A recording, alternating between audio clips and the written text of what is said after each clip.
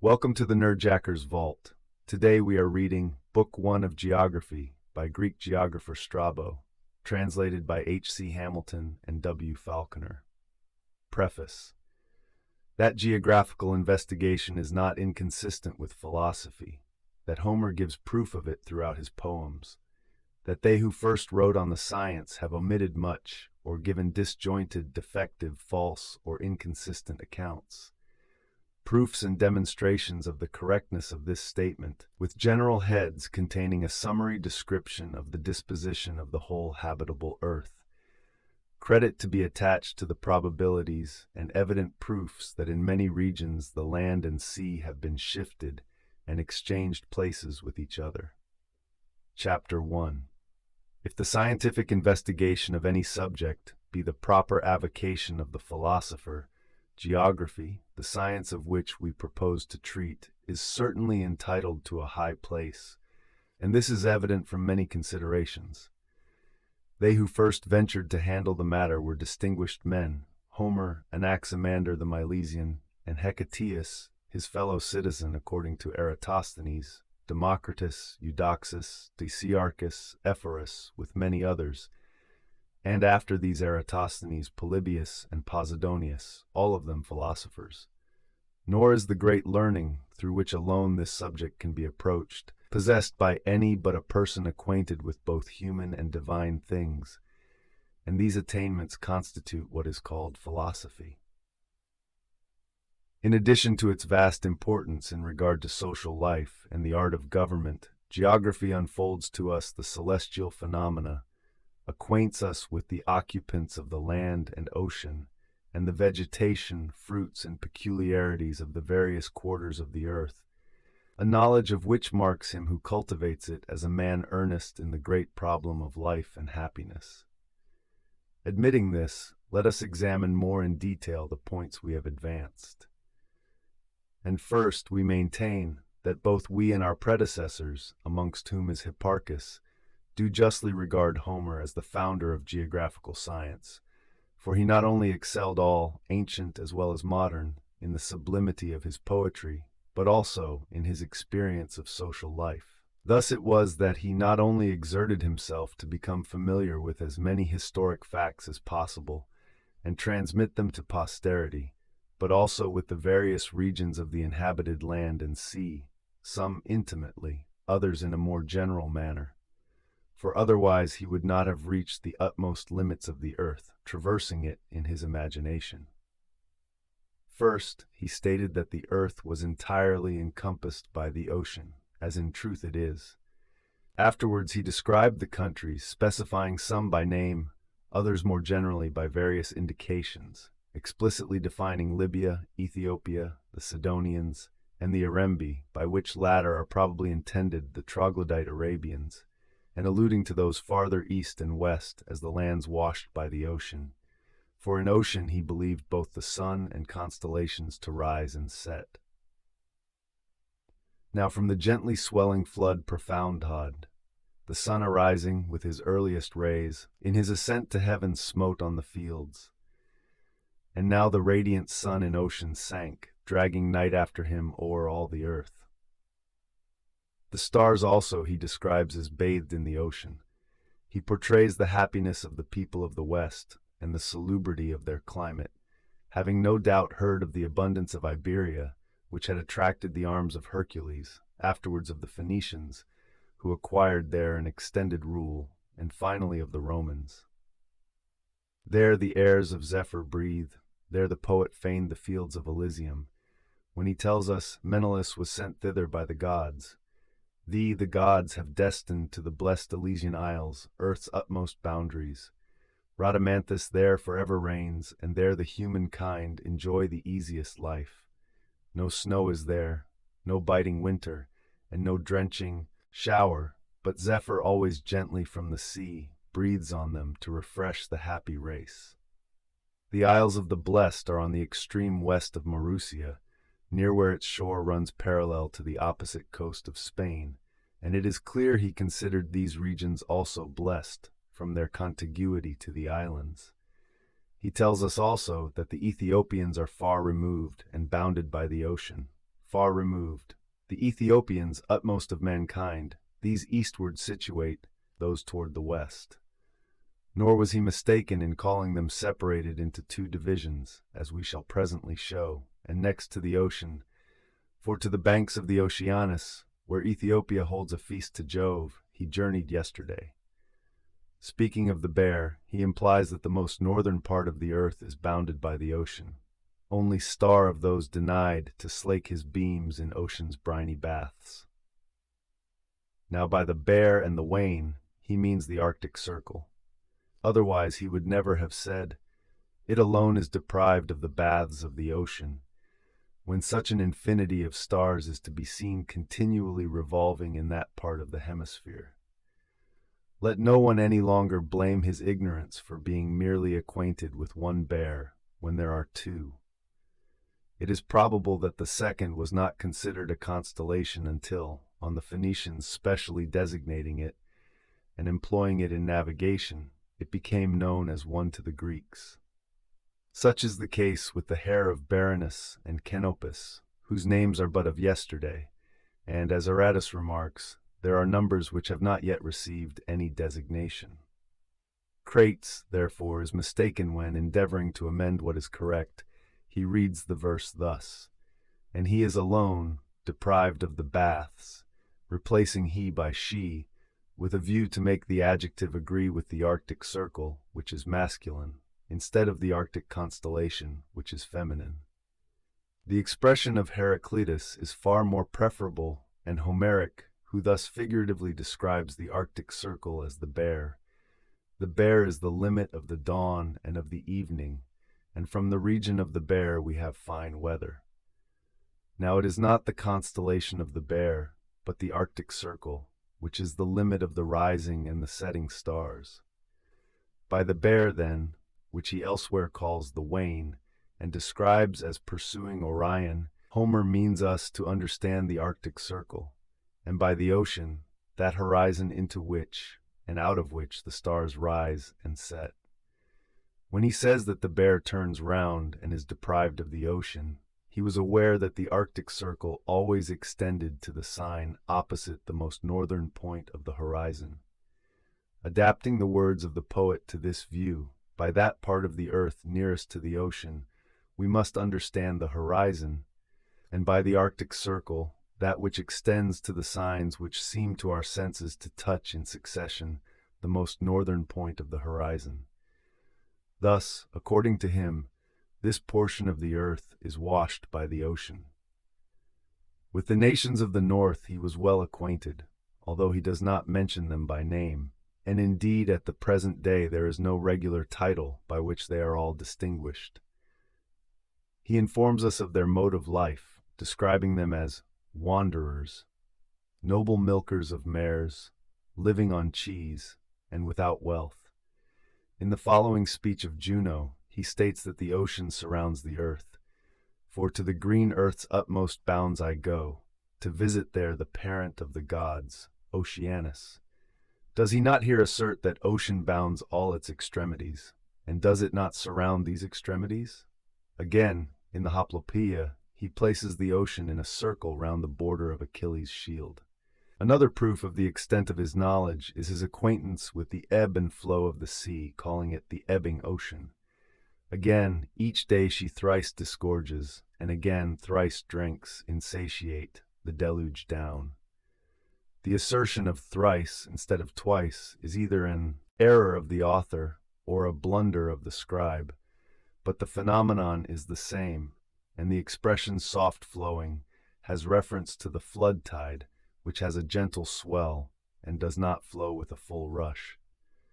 Posidonius believes that where Homer describes the rocks as at one time covered with the waves, and at another left bare, and when he compares the ocean to a river, he alludes to the flow of the ocean.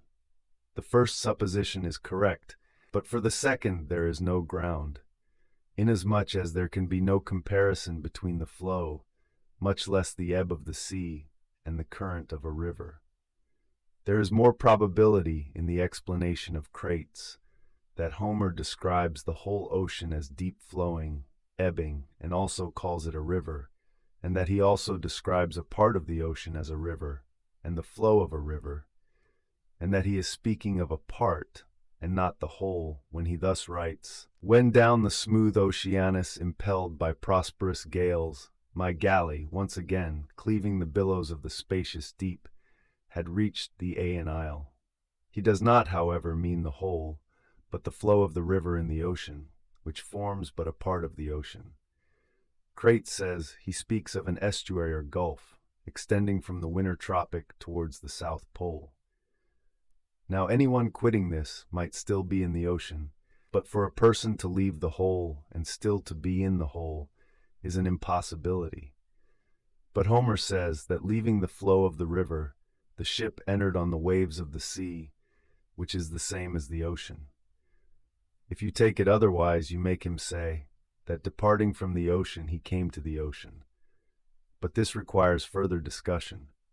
Perception and experience alike inform us that the earth we inhabit is an island, since wherever men have approached the termination of the land, the sea, which we designate ocean, has been met with, and reason assures us of the similarity of those places which our senses have not been permitted to survey. For in the east the land occupied by the Indians, and in the west by the Iberians and Maurusians, is wholly encompassed by water, and so is the greater part on the south and north. And as to what remains as yet unexplored by us, because navigators, sailing from opposite points, have not hitherto fallen in with each other, it is not much, as anyone may see who will compare the distances between those places with which we are already acquainted. Nor is it likely that the Atlantic Ocean is divided into two seas by narrow isthmuses so placed as to prevent circumnavigation. How much more probable that it is confluent and uninterrupted. Those who have returned from an attempt to circumnavigate the earth do not say they have been prevented from continuing their voyage by any opposing continent, for the sea remained perfectly open, but through want of resolution and the scarcity of provision. This theory, too, accords better with the ebb and flow of the ocean, for the phenomenon, both in the increase and diminution, is everywhere identical, or at all events has but little difference, as if produced by the agitation of one sea, and resulting from one cause. We must not credit Hipparchus, who combats this opinion, denying that the ocean is everywhere similarly affected, or that even if it were, it would not follow that the Atlantic flowed in a circle, and thus continually returned into itself. Seleucus, the Babylonian, is his authority for this assertion.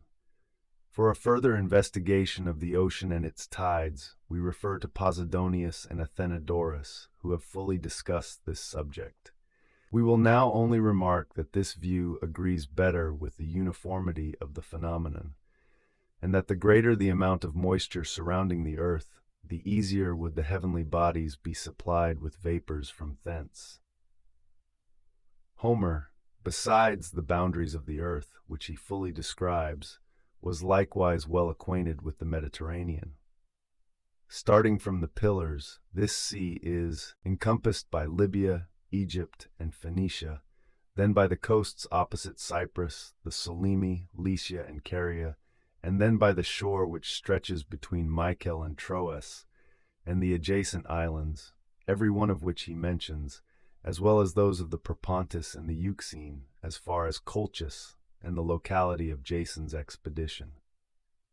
Furthermore, he was acquainted with the Cimmerian Bosphorus, having known the Cimmerians, and that not merely by name, but as being familiar with themselves. About his time, or a little before, they had ravaged the whole country, from the Bosphorus to Ionia. Their climate he characterizes as dismal in the following lines: "With clouds and darkness veiled, on whom the sun deigns not to look with his beam-darting eye, but sad night canopies the woeful race." He must also have been acquainted with the Ister, since he speaks of the Mysians, a Thracian race, dwelling on the banks of the Ister. He knew also the whole Thracian coast adjacent thereto, as far as the Penis, for he mentions individually the Paeonians, Athos, the Axius, and the neighboring islands. From hence to Thesprotis is the Grecian shore, with the whole of which he was acquainted. He was besides familiar with the whole of Italy, and speaks of Temis and the Sicilians, as well as the whole of Spain and its fertility, as we have said before. If he omits various intermediate places, this must be pardoned, for even the compiler of a geography overlooks numerous details. We must forgive him, too, for intermingling fabulous narrative with his historical and instructive work. This should not be complained of. Nevertheless, what Eratosthenes says is false, that the poets aim at amusement, not instruction, since those who have treated upon the subject most profoundly regard poesy in the light of a primitive philosophy. But we shall refute Eratosthenes more at length when we have occasion again to speak of Homer. What we have already advanced is sufficient to prove that poet the father of geography. Those who followed in his track are also well known as great men and true philosophers. The two immediately succeeding Homer, according to Eratosthenes, were Anaximander, the disciple and fellow citizen of Thales, and Hecataeus the Milesian. Anaximander was the first to publish a geographical chart. Hecataeus left a work on the same subject, which we can identify as his by means of his other writings. Many have testified to the amount of knowledge which this subject requires, and Hipparchus, in his strictures on Eratosthenes, well observes that no one can become really proficient in geography, either as a private individual or as a professor, without an acquaintance with astronomy and a knowledge of eclipses. For instance, no one could tell whether Alexandria and Egypt were north or south of Babylon, nor yet the intervening distance, without observing the latitudes. Again, the only means we possess of becoming acquainted with the longitudes of different places is afforded by the eclipses of the sun and moon. Such are the very words of Hipparchus. Every one who undertakes to give an accurate description of a place should be particular to add its astronomical and geometrical relations, explaining carefully its extent, distance, degrees of latitude, and climate. Even a builder before constructing a house or an architect before laying out a city would take these things into consideration. Much more should he who examines the whole earth, for such things in a peculiar manner belong to him. In small distances, a little deviation north or south does not signify, but when it is the whole circle of the earth, the north extends to the furthest confines of Scythia or Celtica, and the south to the extremities of Ethiopia. There is a wide difference here. The case is the same should we inhabit India or Spain, one in the east, the other far west, and, as we are aware, the antipodes to each other. The motions of the sun and stars and the centripetal force meet us on the very threshold of such subjects, and compel us to the study of astronomy and the observation of such phenomena as each of us may notice, in which, too, very considerable differences appear, according to the various points of observation. How could anyone undertake to write accurately and with propriety on the differences of the various parts of the earth, who was ignorant of these matters? And although, if the undertaking were of a popular character, it might not be advisable to enter thoroughly into detail, still we should endeavor to include everything which could be comprehended by the general reader. He who has thus elevated his mind, will he be satisfied with anything less than the whole world? If in his anxiety accurately to portray the inhabited earth, he has dared to survey heaven, and make use thereof for purposes of instruction, would it not seem childish were he to refrain from examining the whole earth, of which the inhabited is but a part, its size, its features, and its position in the universe, whether other portions are inhabited besides those on which we dwell, and if so, their amount? What is the extent of the regions not peopled? What their peculiarities, and the cause of their remaining as they are? Thus it appears that the knowledge of geography is connected with meteorology and geometry, that it unites the things of earth to the things of heaven, as though they were nearly allied and not separated. as far as heaven from earth. To the various subjects which it embraces, let us add natural history, or the history of the animals, plants, and other different productions of the earth and sea, whether serviceable or useless, and my original statement will, I think, carry perfect conviction with it. That he who should undertake this work would be a benefactor to mankind, reason and the voice of antiquity agree. The poets feign that they were the wisest heroes who traveled and wandered most in foreign climes, and to be familiar with many countries, and the disposition of the inhabitants is, according to them, of vast importance. Nestor prides himself on having associated with the Lapithae, to whom he went, having been invited thither from the Apian land afar. So does Menelaus, Cyprus, Phoenicia, Sidon, and the shores of Egypt, roaming without hope I reached. In distant Ethiopia thence arrived, and Libya, where the lambs their foreheads show, with budding horns defended soon as yeaned. Adding as a peculiarity of the country, there thrice within the year the flocks produce, and of Egypt, where the sustaining earth is most prolific. And Thebes, the city with 100 gates, whence 20,000 chariots rush to war. Such information greatly enlarges our sphere of knowledge by informing us of the nature of the country, its botanical and zoological peculiarities. To these should be added its marine history, for we are in a certain sense amphibious, not exclusively connected with the land, but with the sea as well. Hercules, on account of his vast experience and observation, was described as skilled in mighty works. All that we have previously stated is confirmed both by the testimony of antiquity and by reason. One consideration, however, appears to bear in a peculiar manner on the case in point, viz., the importance of geography in a political view. For the sea and the earth in which we dwell furnish theaters for action, limited for limited actions, vast for grander deeds, but that which contains them all, and is the scene of the greatest undertakings, constitutes what we term the habitable earth, and they are the greatest generals who, subduing nations and kingdoms under one scepter and one political administration, have acquired dominion over land and sea. It is clear, then, that geography is essential to all the transactions of the statesman, informing us, as it does, of the position of the continents, seas, and oceans of the whole habitable earth. Information of a special interest to those who are concerned to know the exact truth of such particulars, and whether the places have been explored or not. For government will certainly be better administered where the size and position of the country, its own peculiarities, and those of the surrounding districts are understood.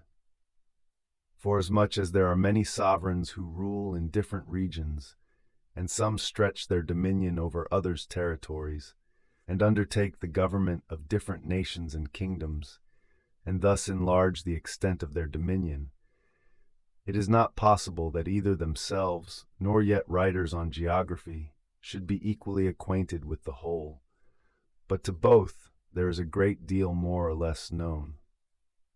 Indeed, were the whole earth under one government and one administration, it is hardly possible that we should be informed of every locality in an equal degree, for even then we should be most acquainted with the places nearest us. And after all, it is better that we should have a more perfect description of these, since, on account of their proximity, there is greater need for it. We see there is no reason to be surprised that there should be one chorographer for the Indians, another for the Ethiopians, and a third for the Greeks and Romans. What use would it be to the Indians if a geographer should thus describe Boeotia to them, in the words of Homer?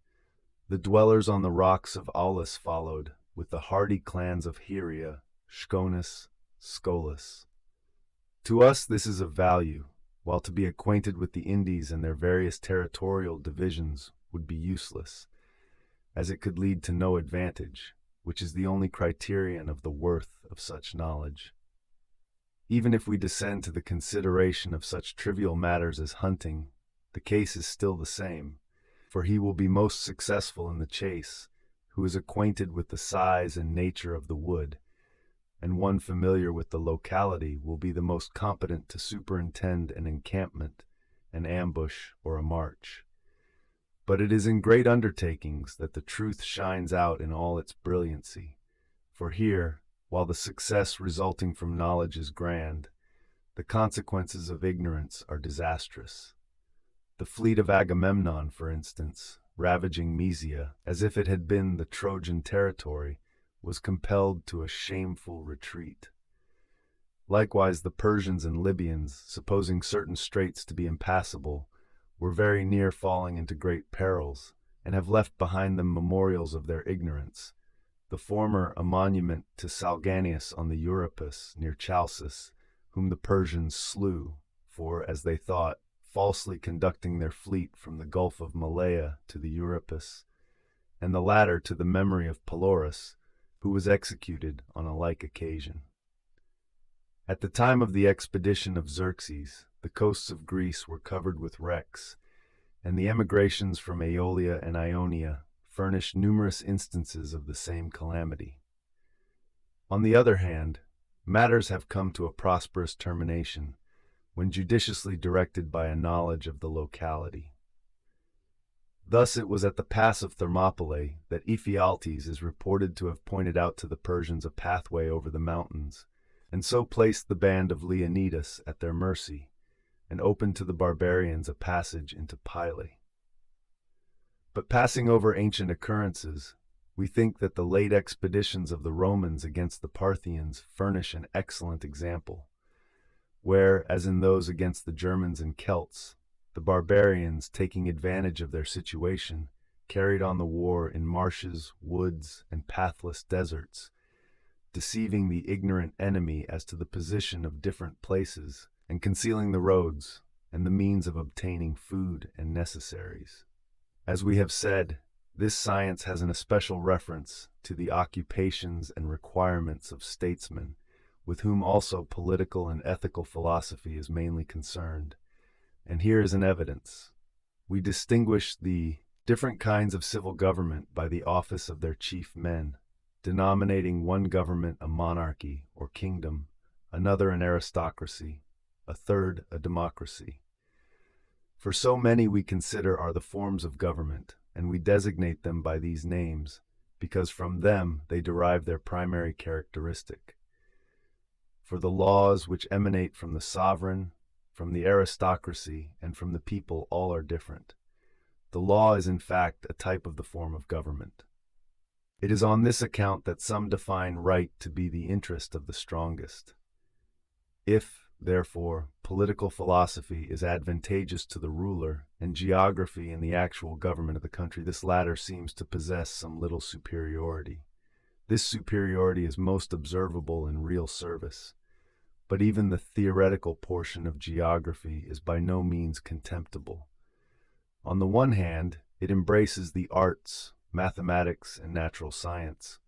On the other, history and fable. Not that this latter can have any distinct advantage. For instance, if anyone should relate to us the wanderings of Ulysses, Menelaus, and Jason, he would not seem to have added directly to our fund of practical knowledge thereby, which is the only thing men of the world are interested in, unless he should convey useful examples of what those wanderers were compelled to suffer, and at the same time afford matter of rational amusement to those who interest themselves in the places which gave birth to such fables. Practical men interest themselves in these pursuits, since they are at once commendable and afford them pleasure, but yet not to any great extent. In this class, too, will be found those whose main object in life is pleasure and respectability, but these by no means constitute the majority of mankind, who naturally prefer that which holds out some direct advantage. The geographer should therefore chiefly devote himself to what is practically important. He should follow the same rule in regard to history and the mathematics, selecting always that which is most useful, most intelligible, and most authentic.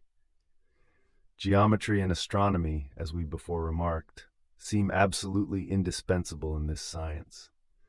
This, in fact, is evident that without some such assistance, it would be impossible to be accurately acquainted with the configuration of the Earth, its climata, dimensions, and the like information.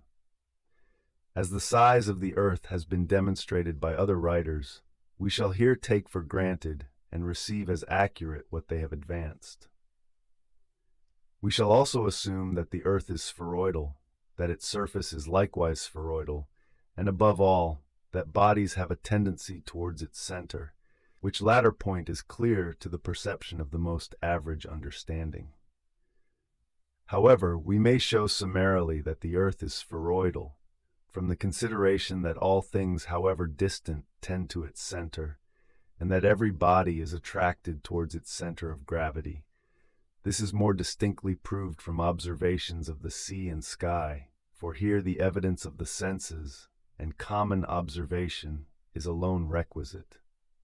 The convexity of the sea is a further proof of this to those who have sailed, for they cannot perceive lights at a distance when placed at the same level as their eyes, but if raised on high, they at once become perceptible to vision, though at the same time further removed.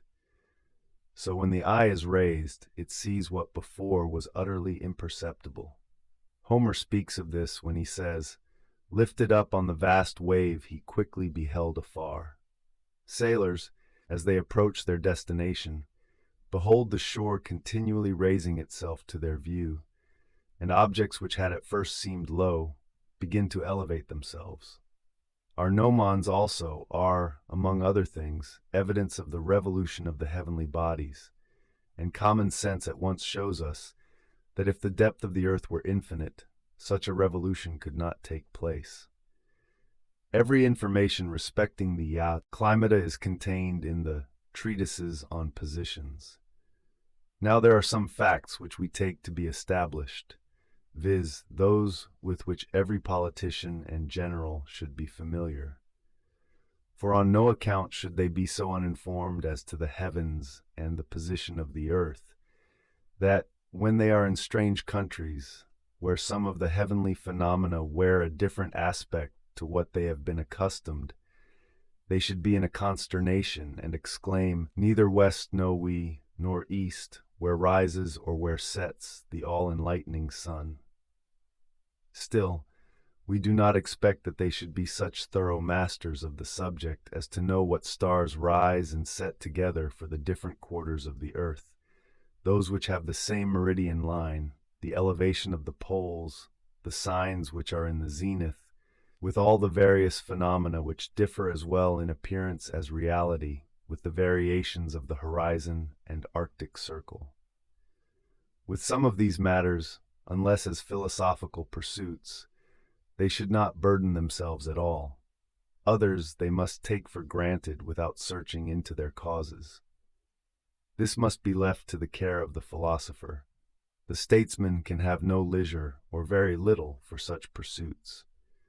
Those who, through carelessness and ignorance, are not familiar with the globe and the circles traced upon it, some parallel to each other, some at right angles to the former, others, again, in an oblique direction, nor yet with the position of the tropics, equator, and zodiac, that circle through which the sun travels in his course, and by which we reckon the changes of season and the winds. Such persons we caution against the perusal of our work. For if a man is neither properly acquainted with these things, nor with the variations of the horizon and Arctic circle, and such similar elements of mathematics, how can he comprehend the matters treated of here? So for one who does not know a right line from a curve, nor yet a circle, nor a plane or spherical surface, nor the 7 stars in the firmament composing the Great Bear, and such like, our work is entirely useless, at least for the present. Unless he first acquires such information, he is utterly incompetent to the study of geography. So those who have written the works entitled On Ports and Voyages Around the World have performed their task imperfectly, since they have omitted to supply the requisite information from mathematics and astronomy. The present undertaking is composed in a lucid style, suitable alike to the statesman and the general reader, after the fashion of my history. By a statesman we do not intend an illiterate person, but one who has gone through the course of a liberal and philosophical education. For a man who has bestowed no attention on virtue or intelligence, nor what constitutes them, must be incompetent either to blame or praise, still less to decide what actions are worthy to be placed on record. Having already compiled our historical memoirs, which, as we conceive, are a valuable addition both to political and moral philosophy, we have now determined to follow it up with the present work, which has been prepared on the same system as the former, and for the same class of readers, but more particularly for those who are in high stations of life. And as our former production contains only the most striking events in the lives of distinguished men, omitting trifling and unimportant incidents, so here it will be proper to dismiss small and doubtful particulars, and merely call attention to great and remarkable transactions, such in fact as are useful, memorable, and entertaining. In the colossal works of the sculptor we do not descend into a minute examination of particulars, but look principally for perfection in the general ensemble. This is the only method of criticism applicable to the present work. Its proportions, so to speak, are colossal. It deals in the generalities and main outlines of things, except now and then when some minor detail can be selected, calculated to be serviceable to the seeker after knowledge or the man of business. We now think we have demonstrated that our present undertaking is one that requires great care and is well worthy of a philosopher. Chapter 2. No one can justly blame us for having undertaken to write on a subject already often treated of, unless it appears that we have done nothing more than copy the works of former writers. In our opinion, though they may have perfectly treated some subjects, in others they have still left much to be completed, and we shall be justified in our performance if we can add to their information even in a trifling degree. At the present moment, the conquests of the Romans and Parthians have added much to our knowledge, which, as was well observed by Eratosthenes, had been considerably increased by the expedition of Alexander. This prince laid open to our view the greater part of Asia and the whole north of Europe as far as the Danube, and the Romans have discovered to us the entire west of Europe as far as the river Elbe, which divides Germany, and the country beyond the Ister to the river Dniester. The country beyond this to the Maeotis, and the coasts extending along Colchis, was brought to light by Mithridates, surnamed Eupator, and his generals.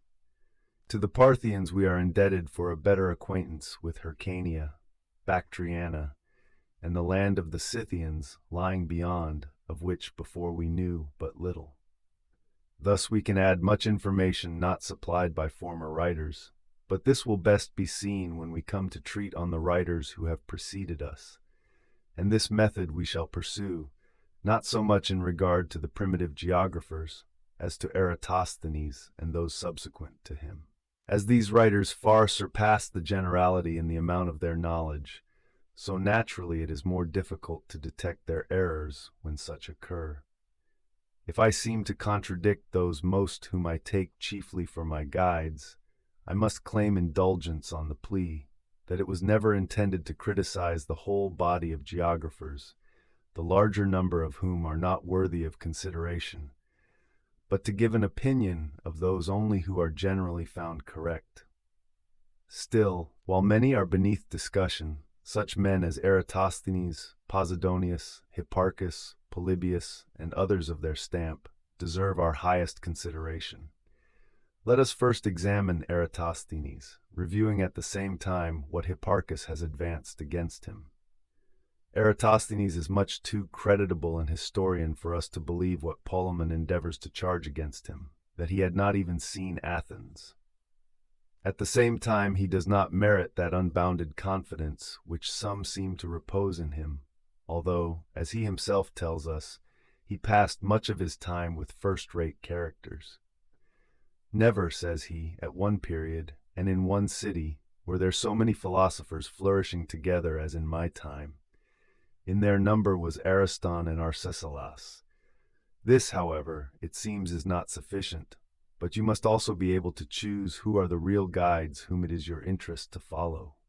He considers Arcesilas and Ariston to be the coryphae of the philosophers who flourished in his time, and is ceaseless in his eulogies of Apelles and Bion, the latter of whom, says he, was the first to deck himself in the flowers of philosophy, but concerning whom one is often likewise tempted to exclaim, "How great is Bion in spite of his rags!" It is in such instances as the following that the mediocrity of his genius shows itself. Although at Athens he became a disciple of Zeno of Citium, he makes no mention of his followers, while those who opposed that philosopher, and of whose sect not a trace remains, he thinks fit to set down amongst the great characters who flourished in his time. His real character appears in his treatise on moral philosophy, his meditations, and some similar productions. He seems to have held a middle course between the man who devotes himself to philosophy and the man who cannot make up his mind to dedicate himself to it, and to have studied the science merely as a relief from his other pursuits, or as a pleasing and instructive recreation. In his other writings he is just the same. But let these things pass. We will now proceed as well as we can to the task of rectifying his geography. First, then, let us return to the point which we lately deferred. Eratosthenes says that the poet directs his whole attention to the amusement of the mind, and not at all to its instruction. In opposition to his idea, the ancients defined poesy as a primitive philosophy, guiding our life from infancy and pleasantly regulating our morals, our tastes, and our actions. The Stoics of our day affirm that the only wise man is the poet. On this account, the earliest lessons which the citizens of Greece convey to their children are from the poets, certainly not alone for the purpose of amusing their minds, but for their instruction. Nay, even the professors of music who give lessons on the harp, lyre, and pipe lay claim to our consideration on the same account, since they say that the accomplishments which they teach are calculated to form and improve the character. It is not only among the Pythagoreans that one hears this claim supported, for Eratosthenes is of that opinion, and Homer too regarded the bards as amongst the wisest of mankind. Of this number was the guardian of Clytemnestra, to whom the son of Atreus, when he set out for Troy, gave earnest charge to preserve his wife, whom Aegisthus was unable to seduce, until leading the bard to a desert island, he left him, and then the queen he led, not willing less than he, to his own mansion. But apart from all such considerations, Eratosthenes contradicts himself. For a little previously to the sentence which we have quoted, at the commencement of his essay on geography, he says that all the ancient poets took delight in showing their knowledge of such matters. Homer inserted into his poetry all that he knew about the Ethiopians, Egypt, and Libya. Of all that related to Greece and the neighboring places, he entered even too minutely into the details, describing Thisbe as abounding in doves, Haliartus, grassy, Anthedon, the far distant, Litaea, situated on the sources of the Cephissus, and none of his epithets are without their meaning. But in pursuing this method, what object has he in view, to amuse merely, or to instruct? The latter, doubtless.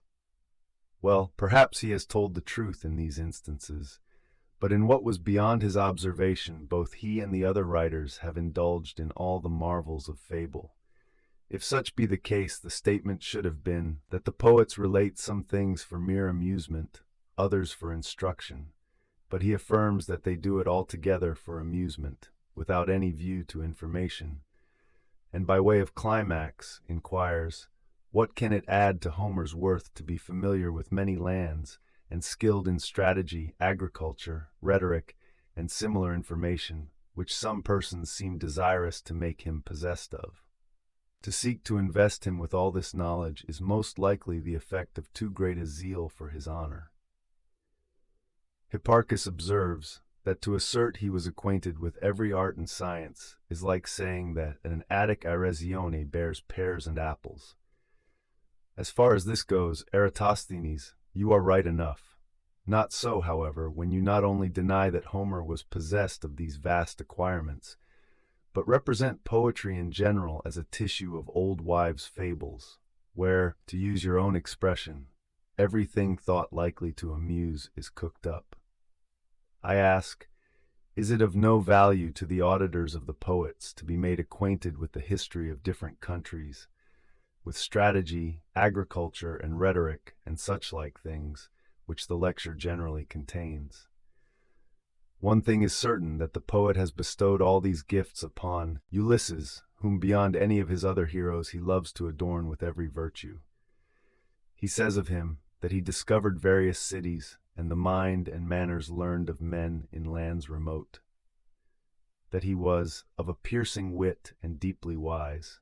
He is continually described as the destroyer of cities, and as having vanquished Troy by his counsels, his advice, and his deceptive art. Diomed says of him, "Let him attend me, and through fire itself we shall return, for none is wise as he." He himself on his skill in husbandry, for at the harvest he says, "I with my well-bent sickle in my hand, thou armed with one as keen." And also in tillage, "Then shouldst thou see how straight my furrow should be cut and true." And Homer was not singular in his opinion regarding these matters, for all educated people appeal to him in favor of the idea that such practical knowledge is one of the chief means of acquiring understanding. That eloquence is regarded as the wisdom of speech. Ulysses manifests throughout the whole poem, both in the trial, the petitions, and the embassy. Of him it is said by Antenor, "But when he spake, forth from his breast did flow a torrent swift as winter's feathered snow." Who can suppose that a poet capable of effectively introducing into his scenes rhetoricians, generals, and various other characters, each displaying some peculiar excellence, was nothing more than a droll or juggler, capable only of cheating or flattering his hearer, and not of instructing him? Are we not all agreed that the chief merit of a poet consists in his accurate representation of the affairs of life? Can this be done by a mere driveler, unacquainted with the world? The excellence of a poet is not to be measured by the same standard as that of a mechanic or a blacksmith, where honor and virtue have nothing to do with our estimate. But the poet and the individual are connected, and he only can become a good poet who is in the first instance a worthy man. To deny that our poet possesses the graces of oratory is using us hardly indeed. What is so befitting an orator, what so poetical as eloquence, and who so sweetly eloquent as Homer? But by heaven, you'll say, there are other styles of eloquence than those peculiar to poetry. Of course I admit this. In poetry itself there is the tragic and the comic style, in prose the historic and the forensic. But is not language a generality, of which poetry and prose are forms? Yes, language is, but are not the rhetorical, the eloquent, and the florid styles also? I answer that flowery prose is nothing but an imitation of poetry. Ornate poetry was the first to make its appearance, and was well received. Afterwards it was closely imitated by writers in the time of Cadmus, Pherecydes, and Hecataeus. The meter was the only thing dispensed with, every other poetic grace being carefully preserved. As time advanced, one after another of its beauties was discarded, till at last it came down from its glory into our common prose. In the same way we may say that comedy took its rise from tragedy, but descended from its lofty grandeur into what we now call the common parlance of daily life. And when we find the ancient writers making use of the expression "to sing" to designate eloquence of style, this in itself is an evidence that poetry is the source and origin of all ornamented and rhetorical language. Poetry in ancient days was on every occasion accompanied by melody. The song or ode was but a modulated speech, from whence the words rhapsody, tragedy, comedy are derived. And since originally eloquence was the term made use of for the poetical effusions which were always of the nature of a song, it soon happened that in speaking of poetry some said to sing, others to be eloquent. And as the one term was early misapplied to prose compositions, the other also was soon applied in the same way. Lastly, the very term prose, which is applied to language not clothed in meter, seems to indicate, as it were, its descent from an elevation or chariot to the ground. Homer accurately describes many distant countries, and not only Greece and the neighboring places, as Eratosthenes asserts. His romance, too, is in better style than that of his successors. He does not make up wondrous tales on every occasion, but to instruct us the better often, and especially in the Odyssey, adds to the circumstances which have come under his actual observation, allegories, wise harangues, and enticing narrations, concerning which Eratosthenes is much mistaken when he says that both Homer and his commentators are a pack of fools. But this subject demands a little more of our attention. To begin, the poets were by no means the first to avail themselves of myths. States and lawgivers had taken advantage of them long before, having observed the constitutional bias of mankind. Man is eager after knowledge, and the love of legend is but the prelude thereto. This is why children begin to listen to fables and are acquainted with them before any other kind of knowledge. The cause of this is that the myth introduces them to a new train of ideas, relating not to everyday occurrences, but something in addition to these. A charm hangs round whatever is new and hitherto unknown, inspiring us with a desire to become acquainted with it. But when the wonderful and the marvelous are likewise present, our delight is increased until at last it becomes a filter of study. To children we are obliged to hold out such enticements, in order that in riper years, when the mind is powerful and no longer needs such stimulants, it may be prepared to enter on the study of actual realities. Every illiterate and uninstructed man is yet a child and takes delight in fable. With the partially informed it is much the same. Reason is not all-powerful within him, and he still possesses the tastes of a child. But the marvelous, which is capable of exciting fear as well as pleasure, influences not childhood only, but age as well.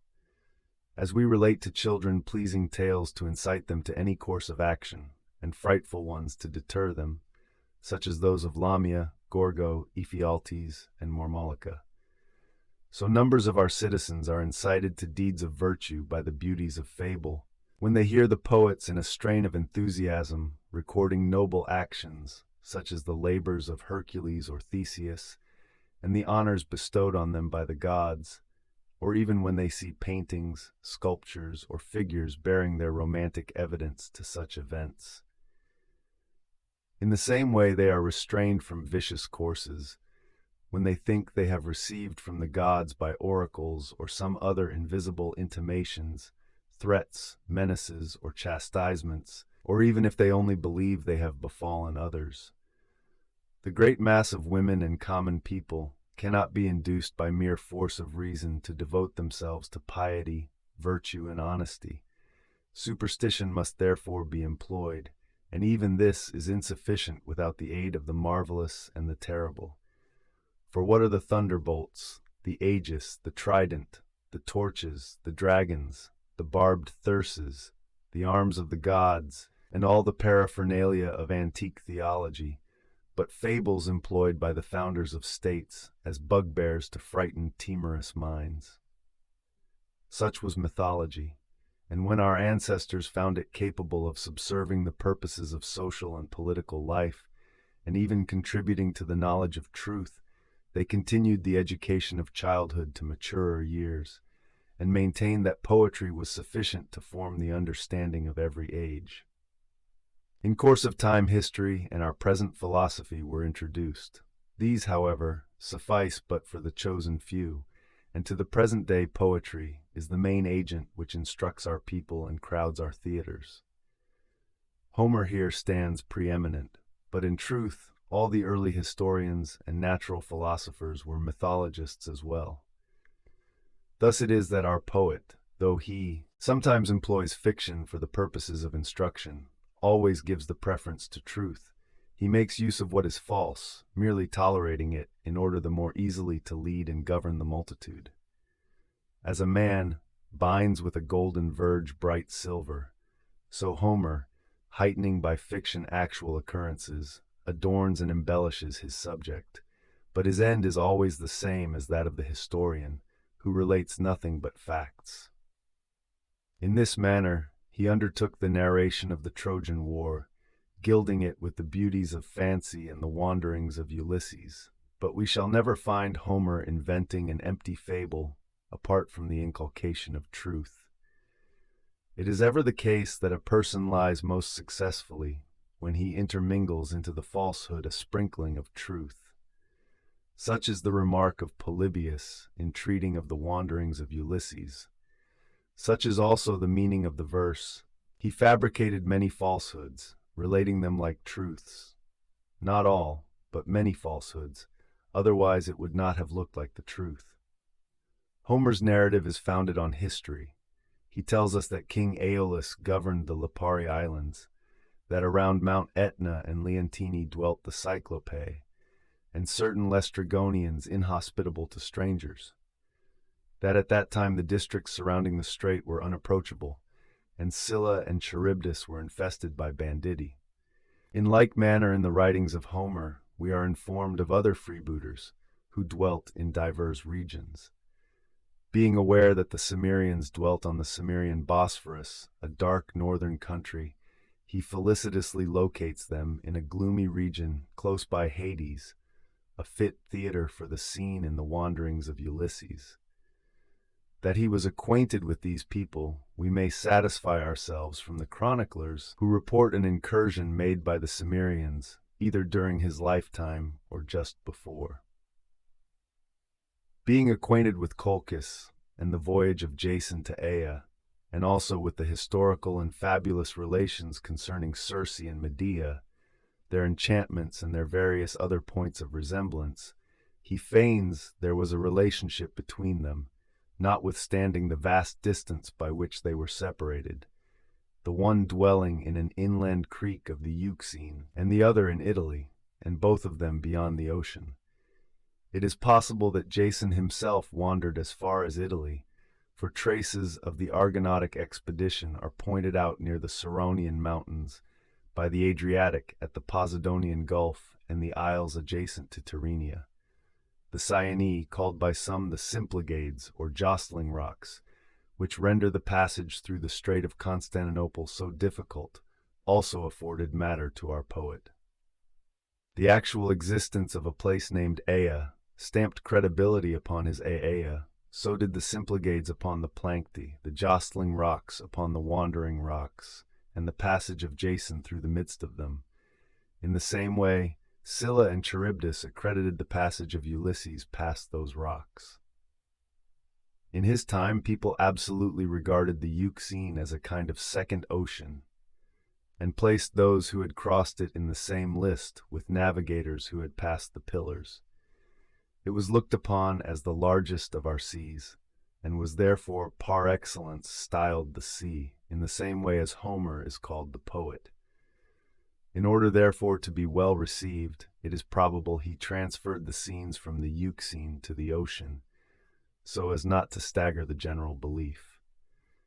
And in my opinion, those Solymi who possess the highest ridges of Taurus, lying between Lycia and Pisidia, and those who in their southern heights stand out most conspicuously to the dwellers on this side, Taurus, and the inhabitants of the Euxine, by a figure of speech, he describes as being beyond the ocean.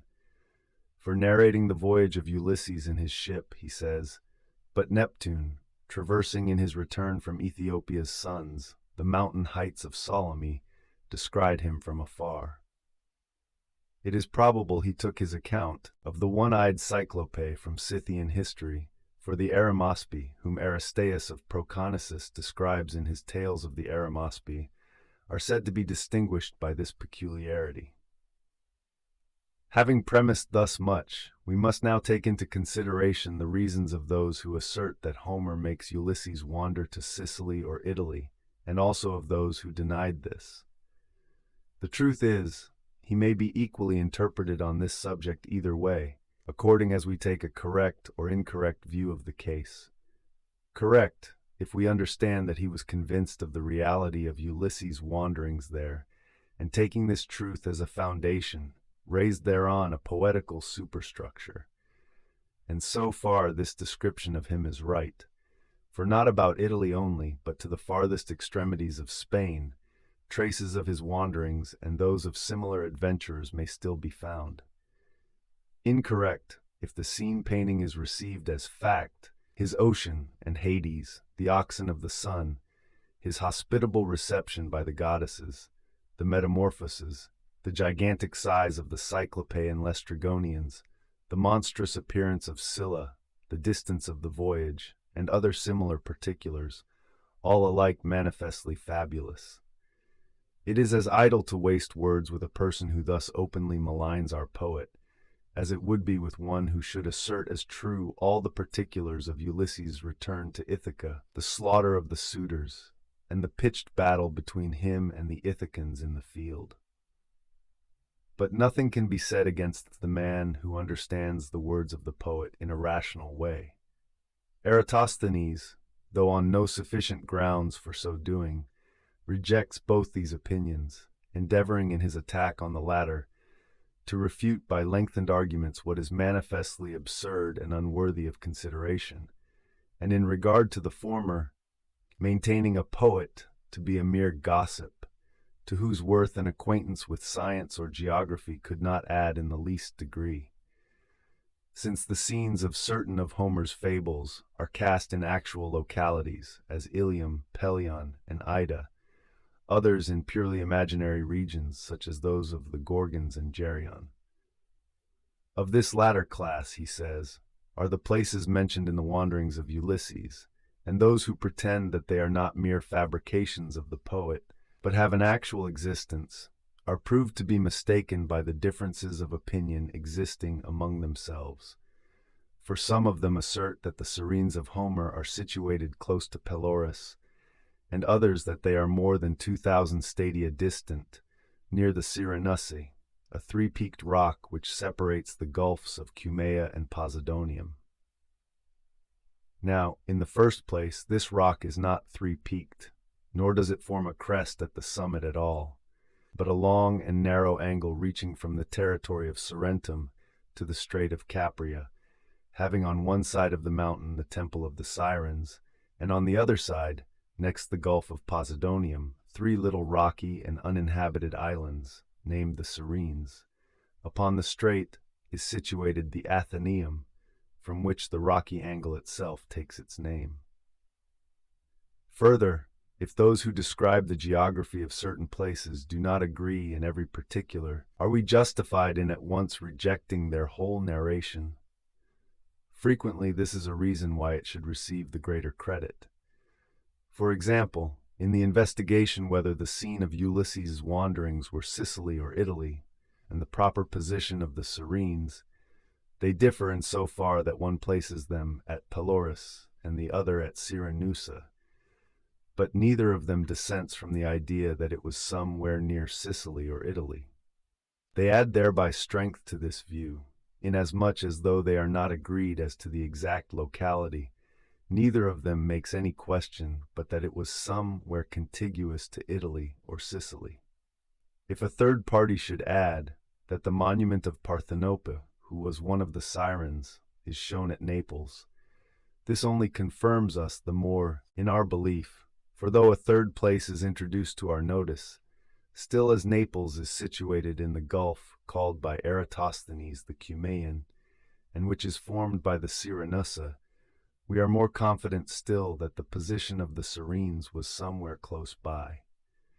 That the poet did not search for accuracy in every minor detail we admit, but neither ought we to expect this of him. At the same time, we are not to believe that he composed his poem without inquiring into the history of the wandering, nor where and how it occurred. Eratosthenes thinks it probable that Hesiod, having heard of the wanderings of Ulysses, and of their having taken place near to Sicily and Italy, embraced this view of the case, and not only describes the places spoken of by Homer, but also Etna, the Isle of Ortygia near to Syracuse and Tyrrhenia. As for Homer, he was altogether unacquainted with these places, and further, had no wish to lay the scene of the wanderings in any well-known locality. What are then Etna and Tyrrhenia such well-known places, and Cilium, Charybdis, Circeum, and the Cyrenaicae so obscure? Or is Hesiod so correct as never to write nonsense, but always follow in the wake of received opinions, while Homer blurts out whatever comes uppermost? Without taking into consideration our remarks on the character and aptitude of Homer's myths, a large array of writers who bear evidence to his statements, and the additional testimony of local tradition, are sufficient proof that his are not the inventions of poets or contemporary scribblers, but the record of real actors and real scenes. The conjecture of Polybius in regard to the particulars of the wandering of Ulysses is excellent. He says that Aeolus instructed sailors how to navigate the strait, a difficult matter on account of the currents occasioned by the ebb and flow, and was therefore called the dispenser of the winds, and reputed their king. In like manner Danaus for pointing out the springs of water that were in Argos, and Atreus for showing the retrograde movement of the sun in the heavens, from being mere soothsayers and diviners, were raised to the dignity of kings. And the priests of the Egyptians, the Chaldeans and Magi, distinguished for their wisdom above those around them, obtained from our predecessors honor and authority. And so it is that in each of the gods we worship the discoverer of some useful art. Having thus introduced his subject, he does not allow us to consider the account of Aeolus, nor yet the rest of the Odyssey, as altogether mythical. There is a spice of the fabulous here, as well as in the Trojan War, but as respects Sicily, the poet accords entirely with the other historians who have written on the local traditions of Sicily and Italy. He altogether denies the justness of Eratosthenes' dictum, that we may hope to discover the whereabout of Ulysses' wanderings, when we can find the cobbler who sewed up the winds in the leathern sack. And adds Polybius his description of the hunt of the Galeotes at Scylla, plunged to her middle in the horrid den. She lurks, protruding from the black abyss, her heads with which the ravening monster dives, in quest of dolphins, dogfish, or of prey. More bulky, accords well with what takes place around Cilium, for the thunny fish, carried in shoals by Italy, and not being able to reach Sicily, fall into the strait, where they become the prey of larger fish, such as dolphins, dogfish, and other cetacea, and it is by this means that the Galeotes, which are also called swordfish and dogs, fatten themselves. For the same thing occurs here, and at the rising of the Nile and other rivers, as takes place when a forest is on fire. Vast crowds of animals, in flying from the fire or the water, become the prey of beasts more powerful than themselves. He then goes on to describe the manner in which they catch the swordfish at Cilium. One lookout directs the whole body of fishers, who are in a vast number of small boats, each furnished with 2 oars, and 2 men to each boat. One man rows, the other stands on the prow, spear in hand, while the lookout has to signal the appearance of a swordfish. This fish, when swimming, has about 1/3 of its body above water. As it passes the boat, the fisher darts the spear from his hand, and when this is withdrawn, it leaves the sharp point with which it is furnished sticking in the flesh of the fish. This point is barbed and loosely fixed to the spear for the purpose. It has a long end fastened to it. This they pay out to the wounded fish till it is exhausted with its struggling and endeavors at escape. Afterwards they trail it to the shore, or, unless it is too large and full grown, haul it into the boat. If the spear should fall into the sea, it is not lost, for it is jointed of oak and pine, so that when the oak sinks on account of its weight, it causes the other end to rise, and thus is easily recovered. It sometimes happens that the rower is wounded, even through the boat, and such is the size of the sword with which the galliot is armed, such the strength of the fish and the method of the capture, that in danger it is not surpassed by the chase of the wild boar. From these facts, he says, we may conclude that Ulysses's wanderings were close to Sicily, since Homer describes Scylla as engaging in a pursuit exactly similar to that which is carried on at Celium. As to Charybdis, he describes just what takes place at the Strait of Messina. Each day she thrice disgorges, instead of twice, being only a mistake, either of the scribe or the historian. The customs of the inhabitants of Meninx closely correspond to the description of the lotophagy. If anything does not correspond, it should be attributed to change, or to misconception, or to poetical license, which is made up of history, rhetoric, and fiction. Truth is the aim of the historical portion, as for instance in the catalogue of ships, where the poet informs us of the peculiarities of each place, that one is rocky, another the furthest city, that this abounds in doves, and that is maritime. A lively interest is the end of the rhetorical, as when he points to us the combat, and of the fiction, pleasure and astonishment. A mere fabrication would neither be persuasive nor Homeric, and we know that his poem is generally considered a scientific treatise, notwithstanding what Eratosthenes may say, when he bids us not to judge poems by the standard of intellect, nor yet look to them for history. It is most probable that the line, 9 days by cruel storms thence was I borne athwart the fishy deep, should be understood of merely a short distance, for cruel storms do not blow in a right course, and not of being carried beyond the ocean, as if impelled by favorable winds. And, says Polybius, allowing the distance from Malea to the Pillars to be 22,500 stadia, and supposing the rate of passage was the same throughout the 9 days, the voyage must have been accomplished at the speed of 20,500 stadia per diem. Now, who has ever recorded that the passage from Lycia or Rhodes to Alexandria, a distance of 4,000 stadia, has been made in 2 days? To those who demand how it was that Ulysses, though he journeyed thrice to Sicily, never once navigated the strait, we reply that, long after his time, voyagers always sedulously avoided that route.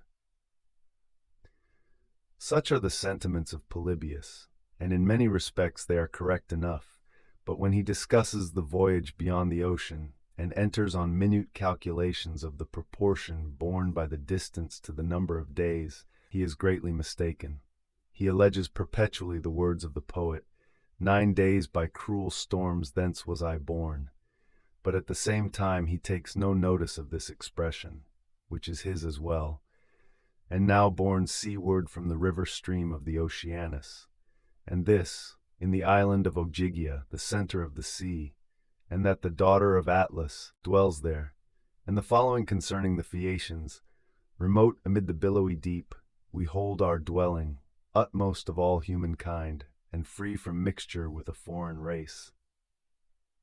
These passages clearly refer to the Atlantic Ocean, but though so plainly expressed, Polybius slily manages to overlook them. Here he is altogether wrong, though quite correct about the wandering of Ulysses having taken place round Sicily and Italy, a fact which Homer establishes himself. Otherwise, what poet or writer could have persuaded the Neapolitans to assert that they possessed the tomb of Parthenope the Siren, or the inhabitants of Cumae, Dicearchia, and Vesuvius to bear their testimony to Pyriphlegethon, the marsh of Acherusia, to the oracle of the dead which was near Aornus, and to Bias and Maecenas, the companions of Ulysses? The same is the case with the Cyrenaicae, and the Strait of Messina, and Scylla, and Charybdis, and Aeolus, all which things should neither be examined into too rigorously, nor yet despised as groundless and without foundation, alike remote from truth and historic value.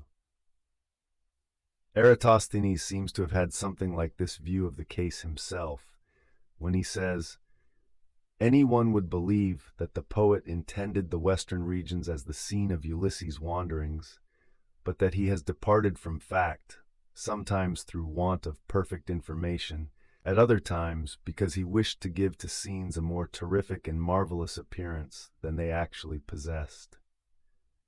So far this is true, but his idea of the object which the poet had in view while composing is false, real advantage, not trifling, being his aim. We may justly reprehend his assertion on this point, as also where he says that Homer places the scene of his marvels in distant lands that he may lie the more easily. Remote localities have not furnished him with near so many wonderful narrations as Greece, and the countries thereto adjacent. Witness the labors of Hercules and Theseus, the fables concerning Crete, Sicily, and the other islands, besides those connected with Cithaeron, Helicon, Parnassus, Pelion, and the whole of Attica and the Peloponnesus. Let us not therefore tax the poets with ignorance on account of the myths which they employ, and since, so far from myth being the staple, they for the most part avail themselves of actual occurrences. And Homer does this in a remarkable degree. The inquirer who will seek how far these ancient writers have wandered into fiction ought not to scrutinize to what extent the fiction was carried, but rather what is the truth concerning those places and persons to which the fictions have been applied. For instance, whether the wanderings of Ulysses did actually occur, and where. On the whole, however, it is not proper to place the works of Homer in the common catalogue of other poets, without challenging for him a superiority both in respect of his other excellences, and also for the geography on which our attention is now engaged. If anyone were to do no more than merely read through the Triptolemus of Sophocles, or the prologue to the Bacchae of Euripides, and then compare them with the care taken by Homer in his geographical descriptions, he would at once perceive both the difference and superiority of the latter, for wherever there is necessity for arrangement in the localities he has immortalized, he is careful to preserve it as well in regard to Greece as to foreign countries. They on the Olympian summit thought to fix huge Ossa, and on Ossa's towering head Pelion with all his forests. And Juno, starting from the Olympian height, o'erflew Pieria and the lovely plains of broad Emathia. Soaring thence she swept the snow-clad summit of the Thracian hills, steed-famed nor printed as she passed the soil, from Athos o'er the foaming billows borne. In the catalogue he does not describe his cities in regular order, because here there was no necessity, but both the people and foreign countries he arranges correctly. Having wandered to Cyprus and Phoenice and the Egyptians, I came to the Ethiopians and Sidonians and Erembi and Libya. Hipparchus has drawn attention to this, but the two tragedians, where there was great necessity for proper arrangement, one where he introduces Bacchus visiting the nations, the other Triptolemus sowing the earth, have brought in juxtaposition places far remote and separated those which were near. And having left the wealthy lands of the Lydians and Phrygians, and the sunny plains of the Persians and the Bactrian walls, and having come over the stormy land of the Medes and the happy Arabia, and the Triptolemus is just as inaccurate. Further, in respect to the winds and climates, Homer shows the wide extent of his geographical knowledge, for in his topographical descriptions he not unfrequently informs us of both these matters. Thus, my abode is sun-burnt Ithaca. Flat on the deep she lies, farthest removed toward the west, while situate apart, her sister islands face the rising day. And it has a twofold entrance, one towards the north, the other south. And again, which I alike despise, speed they their course with right-hand flight towards the ruddy east, or leftward down into the shades of eve. Ignorance of such matters he reckons no less than confusion. Alas, my friends, for neither west know we, nor east, where rises or where sets the all-enlightening sun. Where the poet has said properly enough, as when two adverse winds blowing from Thrace, Boreas and Zephyrus, Eratosthenes ill-naturedly misrepresents him as saying in an absolute sense that the west wind blows from Thrace, whereas he is not speaking in an absolute sense at all, but merely of the meeting of contrary winds near the Bay of Melis, on the Thracian Sea, itself a part of the Aegean. For where Thrace forms a kind of promontory, where it borders on Macedonia, it takes a turn to the southwest and projects into the ocean, and from this point it seems to the inhabitants of Thasos, Lemnos, Imbros, Samothracia, and the surrounding sea, that the west winds blow. So in regard to Attica, they seem to come from the rocks of Syros, and this is the reason why all the westerly winds, the northwest more particularly, are called the Sirones. Of this Eratosthenes was not aware, though he suspected as much, for it was he who described this bending of the land towards the southwest, which we have mentioned. But he interprets our poet in an absolute sense, and then taxes him with ignorance, because, says he, Zephyr blows from the west and off Spain, and Thrace does not extend so far. Does he then think that Homer was not aware that Zephyr came from the west, notwithstanding the careful manner in which he distinguishes its position when he writes as follows: the east, the south, the heavy blowing zephyr, and the cold north wind clear? Or was he ignorant that Thrace did not extend beyond the Paeonian and Thessalian mountains? To be sure, he was well acquainted with the position of the countries adjoining Thrace in that direction. And does he not mention by name both the maritime and inland districts, and tells us of the Magnetae, the Malians, and other Grecian territories, all in order, as far as the Sprotus, also of the Dolopes bordering on Paeonia, and the Selae who inhabit the territory around Dodona as far as the river Achelous, but he never mentions Thrace as being beyond these.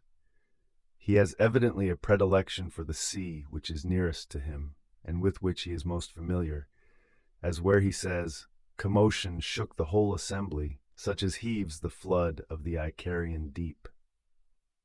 Some writers tell us there are but two principal winds, the north and south, and that the other winds are only a slight difference in the direction of these two.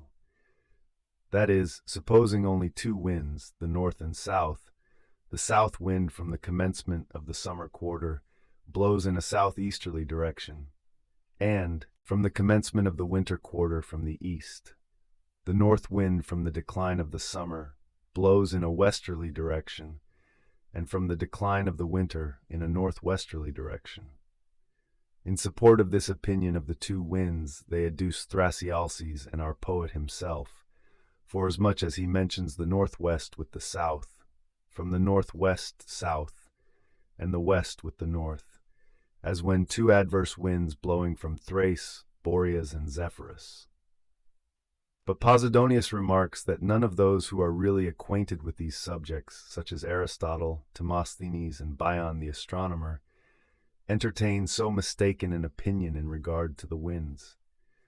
They say that the northeast, the Cesias, blows from the commencement of summer, and that the southwest wind, the Libs, which is exactly opposite to this, blows from the decline of winter. And again the southeast wind, the Eurus, which is opposite to the northwest wind, the Argestes, from the commencement of winter, the east and west winds being intermediate. When our poet makes use of the expression stormy zephyr, he means the wind which is now called by us the northwest, and by the clear blowing zephyr our west wind. Our Lucanotus is his Argestes notus, or clearing south wind, for this wind brings but few clouds, all the other southern winds bringing clouds and rain, as when whirlwinds of the west a storm encounter from the clearing south. Here he alludes to the stormy zephyr, which very frequently scatters the feathery clouds brought up by the Lucanotus, or as it is called by way of epithet, the clearing south. The statements made by Eratosthenes in the first book of his Geography require some such correction as this. Persisting in his false views in relation to Homer, he goes on to say, he was ignorant that the Nile separated into many mouths. Nay, he was not even acquainted with the name of the river, though Hesiod knew it well, for he even mentions it. In respect of the name, it is probable that it had not then been given to the river, and as to the mouths, if they were obscure and little known, will not everyone excuse him for not being aware whether there were several or merely one? At that time, the river, its rising, and its mouths were considered, as they are at the present day, amongst the most remarkable, the most wonderful, and most worthy of recording of all the peculiarities of Egypt. Who can suppose that those who told our poet of the country and river of Egypt, of Egyptian Thebes, and of Pharos, were unaware of the many embouchures of the Nile, or that being aware they would not have described them, were it not that they were too generally known? But is it not inconceivable that Homer should describe Ethiopia, and the Sidonians, the Arembi, and the exterior sea, should tell us that Ethiopia was divided into two parts, and yet nothing about those things which were nearer and better known? Certainly not. His not describing these things is no proof that he was not acquainted with them. He does not tell us of his own country, nor yet many other things. The most probable reason is they were so generally known that they did not appear to him worth recording. Again, they are entirely wrong when they allege as a mark of Homer's ignorance that he describes the island of Pharos as entirely surrounded by the sea. On the contrary, it might be taken advantage of as a proof that our poet was not unacquainted with a single one of the points concerning Egypt which we have just been speaking of, and thus we demonstrate it. Everyone is prone to romance a little in narrating his travels, and Menelaus was no exception to the rule. He had been to Ethiopia, and there heard much discussion concerning the sources of the Nile and the alluvium which it deposited, both along its course and also at its mouths, and the large additions which it had thereby made to the mainland, so as fully to justify the remark of Herodotus that the whole of Egypt was a gift from the river, or if not the whole, at all events that part of it below the delta called Lower Egypt. He had heard too that Pharos was entirely surrounded by sea, and therefore misrepresented it as entirely surrounded by the sea, although it had long ago ceased so to be. Now the author of all this was Homer, and we therefore infer that he was not ignorant concerning either the sources or the mouths of the Nile.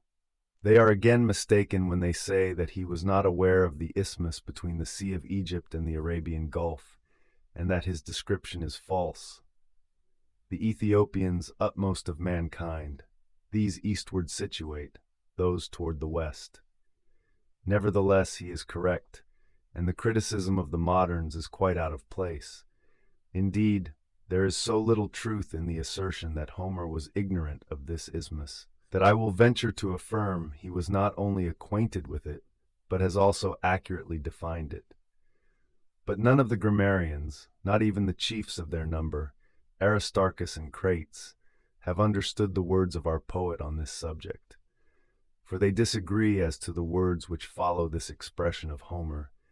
The Ethiopians, utmost of mankind, these eastward situate, those towards the west. Aristarchus writing, these towards the west, and those towards the east, and Crates, as well in the west as also in the east. However, in regard to their hypotheses, it makes no difference whether the passage were written this way or that. One of them, in fact, takes what he considers the mathematical view of the case and says that the torrid zone is occupied by the ocean, and that on each side of this there is a temperate zone, one inhabited by us and another opposite thereto.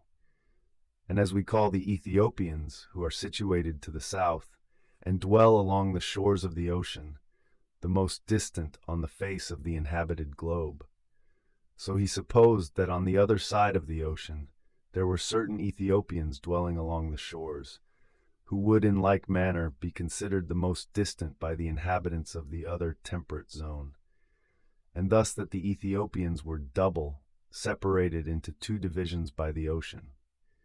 He adds, as well in the west as also in the east. Because as the celestial zodiac always corresponds to the terrestrial and never exceeds in its obliquity the space occupied by the two Ethiopias, the sun's entire course must necessarily be within this space, and also his rising and setting, as it appears to different nations according to the sign which he may be in. Crates adopted this version because he considered it the more astronomical, but it would have maintained his opinion of the division of the Ethiopians into two parts, and at the same time have been much more simple, had he said that the Ethiopians dwelt on either side of the ocean from the rising to the setting of the sun. In this case, what difference does it make whether we follow his version or adopt the reading of Aristarchus, these towards the west and those towards the east, which also means that whether east or west, on either side of the ocean, Ethiopians dwell. But Aristarchus rejects this hypothesis. He says, the Ethiopians with whom we are acquainted, and who are farthest south from the Greeks, are those described by the poet as being separated into two divisions. But Ethiopia is not so separated as to form two countries, one situated towards the west, the other towards the east, but only one, that which lies south of the Greeks and adjoins Egypt. But of this the poet was ignorant, as well as of other matters enumerated by Apollodorus, which he has falsely stated concerning various places in his second book, containing the catalogue of the ships. To refute Crates would require a lengthened argument, which here perhaps may be considered out of place. Aristarchus we commend for rejecting the hypothesis of Crates, which is open to many objections, and for referring the expression of the poet to our Ethiopia. But the remainder of his statement we must discuss. First, his minute examination of the reading is altogether fruitless, for whichever way it may have been written, his interpretation is equally applicable to both. For what difference is there whether you say thus, in our opinion, there are two Ethiopias, one towards the east, the other to the west, or thus, for they are as well towards the east as the west. Secondly, he makes false assumptions. For admitting that the poet was ignorant of the isthmus, and that he alludes to the Ethiopia contiguous to Egypt when he says, the Ethiopians separated into two divisions. What then? Are they not separated into two divisions, and could the poet have thus expressed himself if he had been in ignorance? Is not Egypt, nay, are not the Egyptians, separated into two divisions by the Nile from the delta to Syene, these towards the west, those towards the east? And what else is Egypt, with the exception of the island formed by the river and overflowed by its waters? Does it not lie on either side of the river both east and west? Ethiopia runs in the same direction as Egypt, and resembles it both in its position with respect to the Nile and in its other geographical circumstances. It is narrow, long, and subject to inundation. Beyond the reach of this inundation it is desolate and parched, and unfitted for the habitation of man, some districts lying to the east and some to the west of the river. How then can we deny that it is separated into two divisions? Shall the Nile, which is looked upon by some people as the proper boundary line between Asia and Libya, and which extends southward in length more than 10,000 stadia, embracing in its breadth islands which contain populations of above 10,000 men, the largest of these being Meroe, the seat of empire and metropolis of the Ethiopians, be regarded as too insignificant to divide Ethiopia into two parts? The greatest obstacle which they who object to the river being made the line of demarcation between the two continents are able to allege is, that Egypt and Ethiopia are by this means divided, one part of each being assigned to Libya and the other to Asia, or, if this will not suit, the continents cannot be divided at all, or at least not by the river. But besides these, there is another method of dividing Ethiopia. All those who have sailed along the coasts of Libya, whether starting from the Arabian Gulf or the Pillars, after proceeding a certain distance, have been obliged to turn back again on account of a variety of accidents, and thus originated a general belief that it was divided midway by some isthmus, although the whole of the Atlantic Ocean is confluent, more especially towards the south. Besides, all of these navigators called the final country which they reached Ethiopia, and described it under that name. Is it therefore at all incredible that Homer, misled by such reports, separated them into two divisions, one towards the east and the other west, not knowing whether there were any intermediate countries or not? But there is another ancient tradition related by Ephorus, which Homer had probably fallen in with. He tells us it is reported by the Tartessians that some of the Ethiopians on their arrival in Libya penetrated into the extreme west and settled down there, while the rest occupied the greater part of the sea-coast. And in support of this statement, he quotes the passage of Homer. The Ethiopians, the farthest removed of men, separated into two divisions.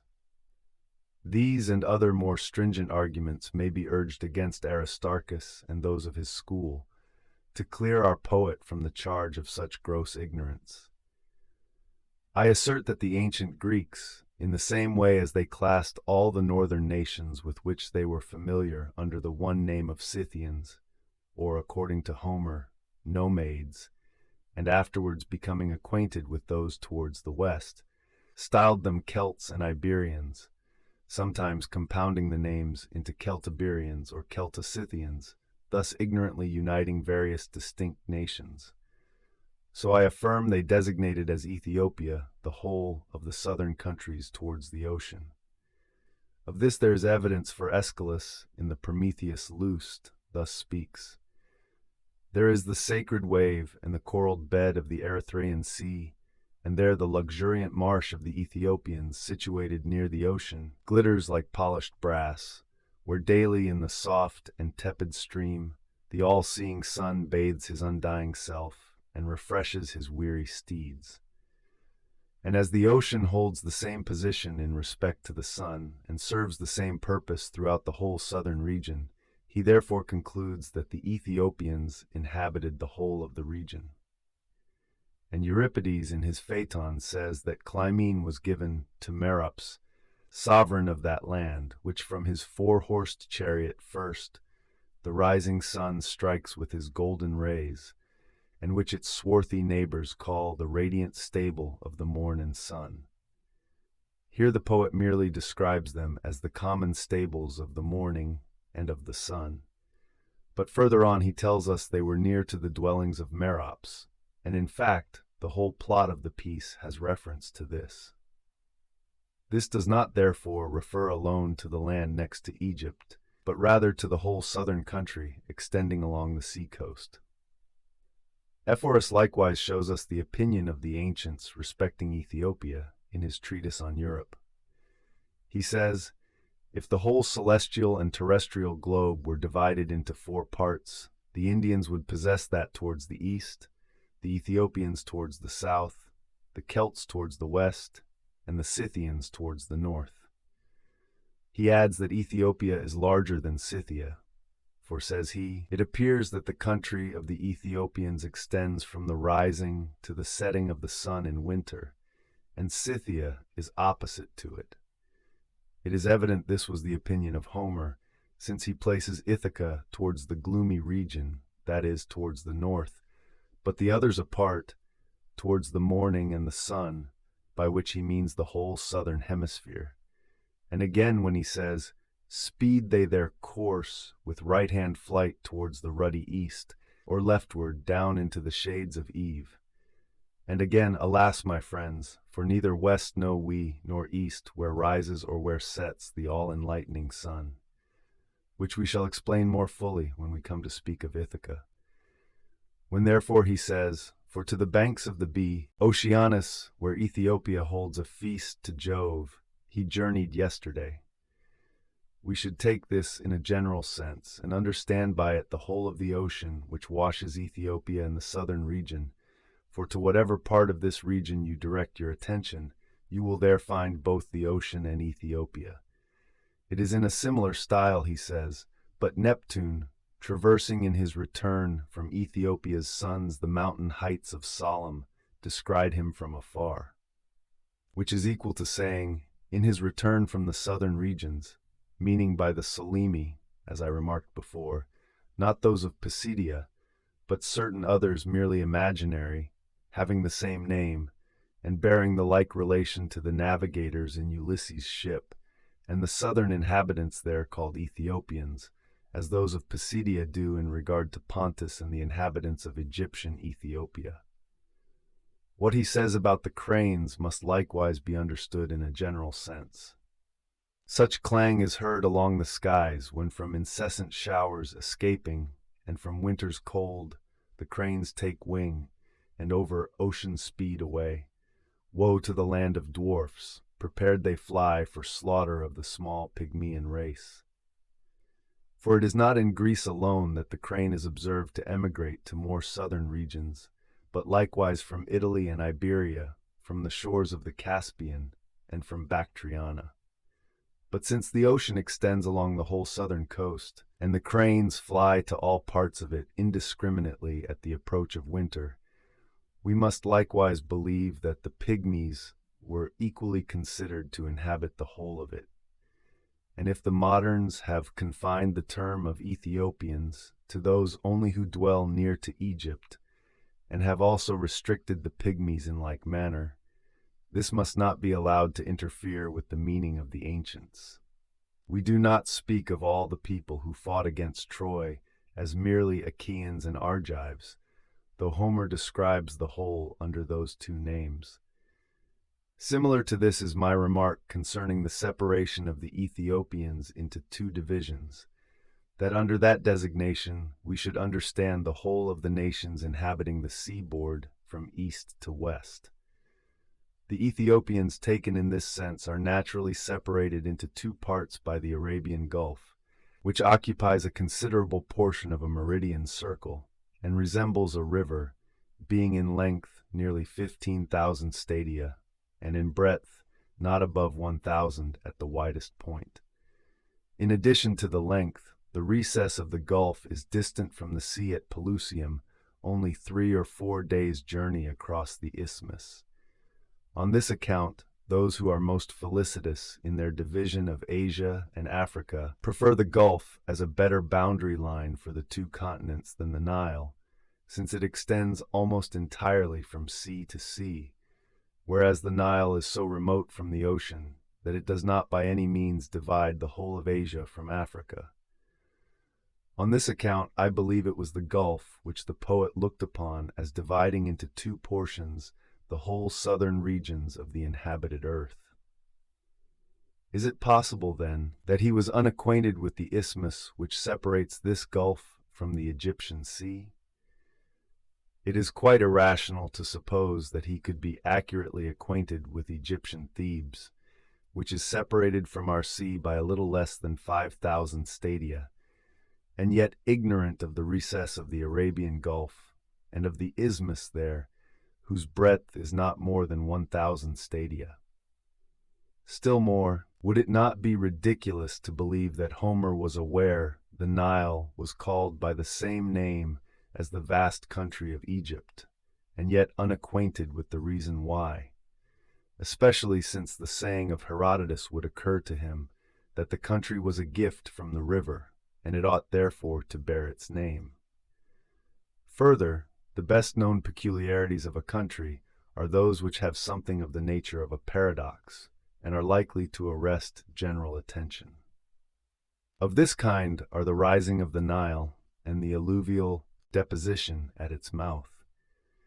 There is nothing in the whole country to which travelers in Egypt so immediately direct their inquiries as the character of the Nile, nor do the inhabitants possess anything else equally wonderful and curious of which to inform foreigners. For in fact, to give them a description of the river is to lay open to their view every main characteristic of the country. It is the question put before every other by those who have never seen Egypt themselves.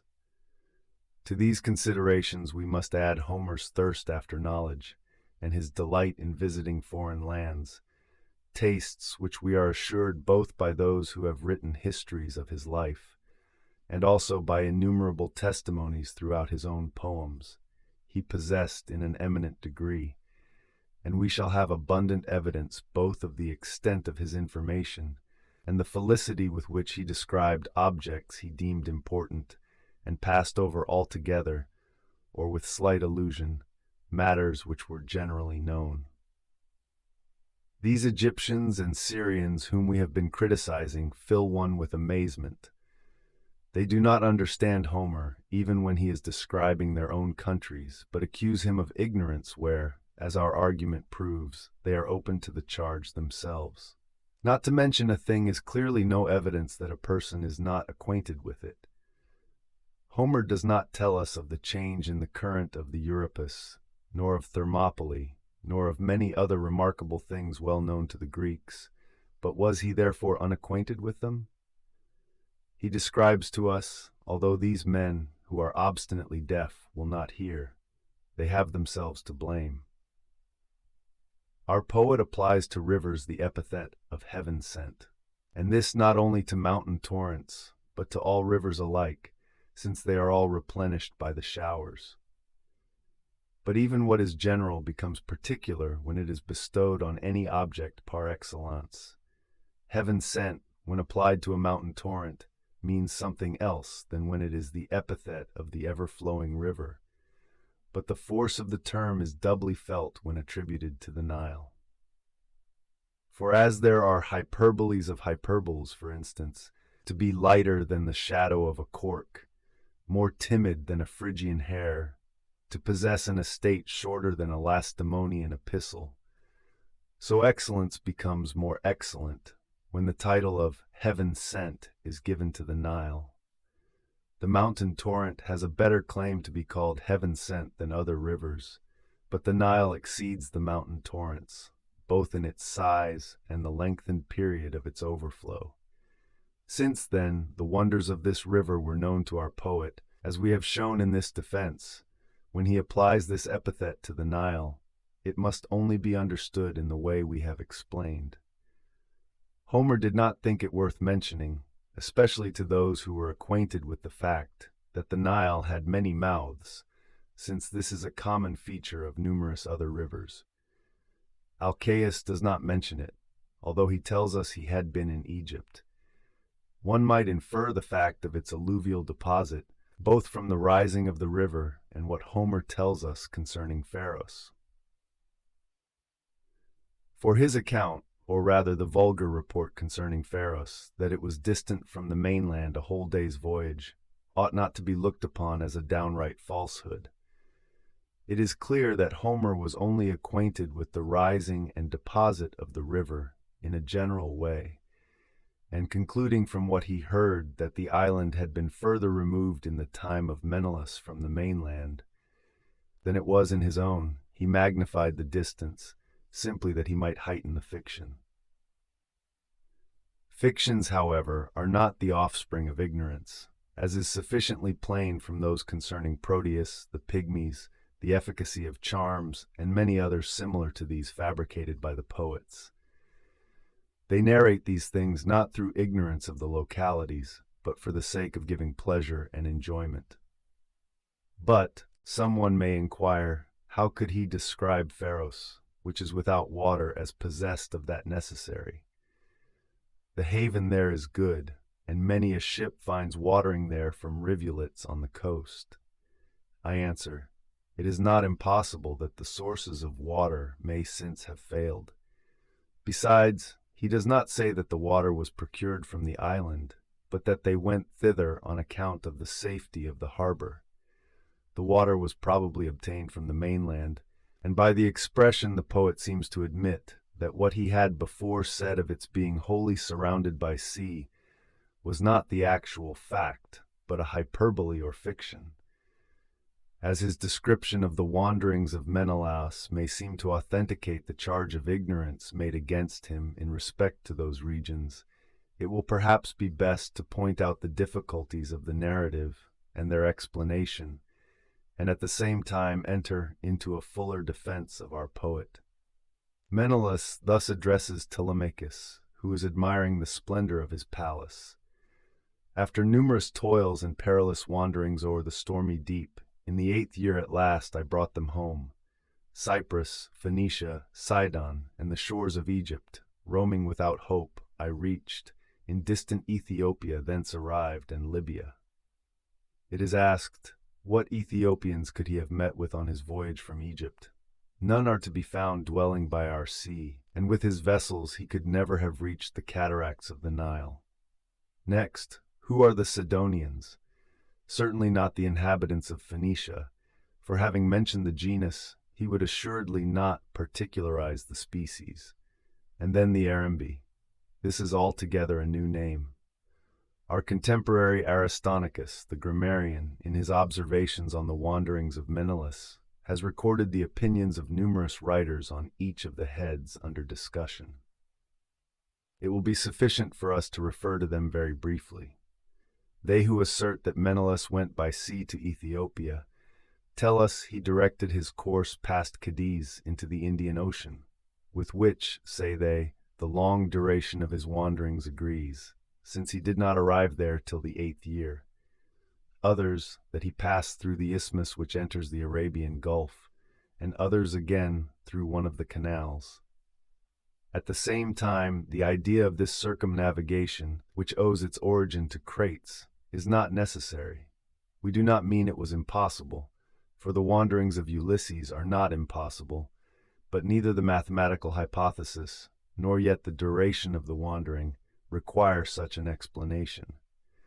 For he was both retarded against his will by accidents in the voyage, as by the tempest which he narrates 5 only of his 60 ships survived, and also by voluntary delays for the sake of amassing wealth. Nestor says of him, thus he, provision gathering as he went, and gold abundant, roamed to distant lands. And Menelaus himself, Cyprus, Phoenicia, and the Egyptians' land I wandered through. As to the navigation of the isthmus, or one of the canals, if it had been related by Homer himself, we should have counted it a myth, but as he does not relate it, we regard it as entirely extravagant and unworthy of belief. We say unworthy of belief, because at the time of the Trojan War no canal was in existence. It is recorded that Sesostris, who had planned the formation of one, apprehending that the level of the sea was too high to admit of it, desisted from the undertaking.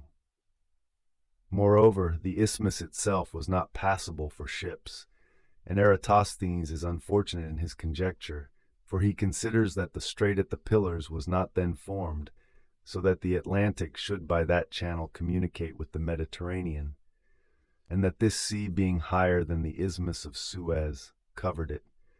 But when the Strait of Gibraltar was formed, the sea subsided considerably, and left the land about Cassium and Pelusium dry as far over as the Red Sea. But what account have we of the formation of this strait, supposing it were not in existence prior to the Trojan War? Is it likely that our poet would make Ulysses sail out through the Strait of Gibraltar into the Atlantic Ocean, as if that strait already existed, and at the same time describe Menelaus conducting his ships from Egypt to the Red Sea, as if it did not exist? Further, the poet introduces Proteus as saying to him, "Thee the gods have destined to the blessed Elysian Isles, earth's utmost boundaries." And what this place was, namely some far western region, is evident from the mention of the Zephyr in connection with it. But Zephyr always gently from the sea breathes on them. This, however, is very enigmatical.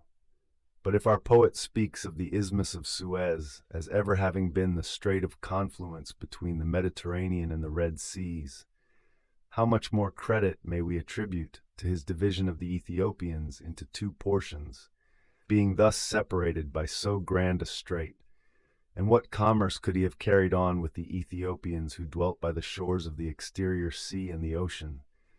Telemachus and his companions admire the multitude of ornaments that were in the palace, of gold, electrum, silver, ivory. Now the Ethiopians are possessed of none of these productions in any abundance, excepting ivory, being for the most part a needy and nomad race. True, you say, but adjoining them is Arabia, and the whole country as far as India. One of these is distinguished above all other lands by the title of Felix, and the other, though not dignified by that name, is both generally believed and also said to be preeminently blessed. But we reply, Homer was not acquainted with India, or he would have described it. And though he knew of the Arabia which is now named Felix, at that time it was by no means wealthy, but a wild country, the inhabitants of which dwelt for the most part in tents. It is only a small district which produces the aromatics from which the whole territory afterwards received its name, owing to the rarity of the commodity amongst us and the value set upon it. That the Arabians are now flourishing and wealthy is due to their vast and extended traffic, but formerly it does not appear to have been considerable. A merchant or camel driver might attain to opulence by the sale of these aromatics and similar commodities, but Menelaus could only become so either by plunder or presents conferred on him by kings and nobles who had the means at their disposal and wished to gratify one so distinguished by glory and renown. The Egyptians, it is true, and the neighboring Ethiopians and Arabians were not so entirely destitute of the luxuries of civilization, nor so unacquainted with the fame of Agamemnon, especially after the termination of the Trojan War, but that Menelaus might have expected some benefits from their generosity, even as the breastplate of Agamemnon is said to be the gift of Cinyras long since, for rumor loud had Cyprus reached. And we are told that the greater part of his wanderings were in Phoenicia, Syria, Egypt, Africa, around Cyprus, and in fact the whole of our coasts and islands. Here, indeed, he might hope to enrich himself both by the gifts of friendship and by violence, and especially by the plunder of those who had been the allies of Troy. They, however, who dwelt on the exterior ocean and the distant barbarians held out no such encouragement. And when Menelaus is said to have been in Ethiopia, it is because he had reached the frontiers of that country next Egypt. But perhaps at that time the frontiers lay more contiguous to Thebes than they do now. At the present day, the nearest are the districts adjacent to Syene and Philae, the former town being entirely in Egypt, while Philae is inhabited by a mixed population of Ethiopians and Egyptians. Supposing, therefore, he had arrived at Thebes, and thus reached the boundary line of Ethiopia, where he experienced the munificence of the king, we must not be surprised if he is described as having passed through the country. On no better authority Ulysses declares he has been to the land of the Cyclops, although he merely left the sea to enter a cavern, which he himself tells us was situated on the very borders of the country. And, in fact, wherever he came to anchor, whether at Aeolia, Laestrygonia, or elsewhere, he is stated to have visited those places. In the same manner Menelaus is said to have been to Ethiopia and Libya, because here and there he touched at those places, and the port near Ardania above Parætonium is called after him the port of Menelaus. When, after mentioning Phoenicia, he talks of Sidon, its metropolis, he merely employs a common form of expression. For example, he urged the Trojans and Hector to the ships. For the sons of magnanimous Oeneus were no more, nor was he himself surviving. Moreover, fair-haired Meleager was dead. He came to Ida and to Gargarus. He possessed Euboea, Chalcis, and Eretria. Sappho likewise says, whether Cyprus or the spacious harbored Paphos. But he had some other cause besides this for mentioning Sidon immediately after having spoken of the Phoenicians. For had he merely desired to recount the nations in order, it would have been quite sufficient to say, having wandered to Cyprus, Phoenix, and the Egyptians, I came to the Ethiopians.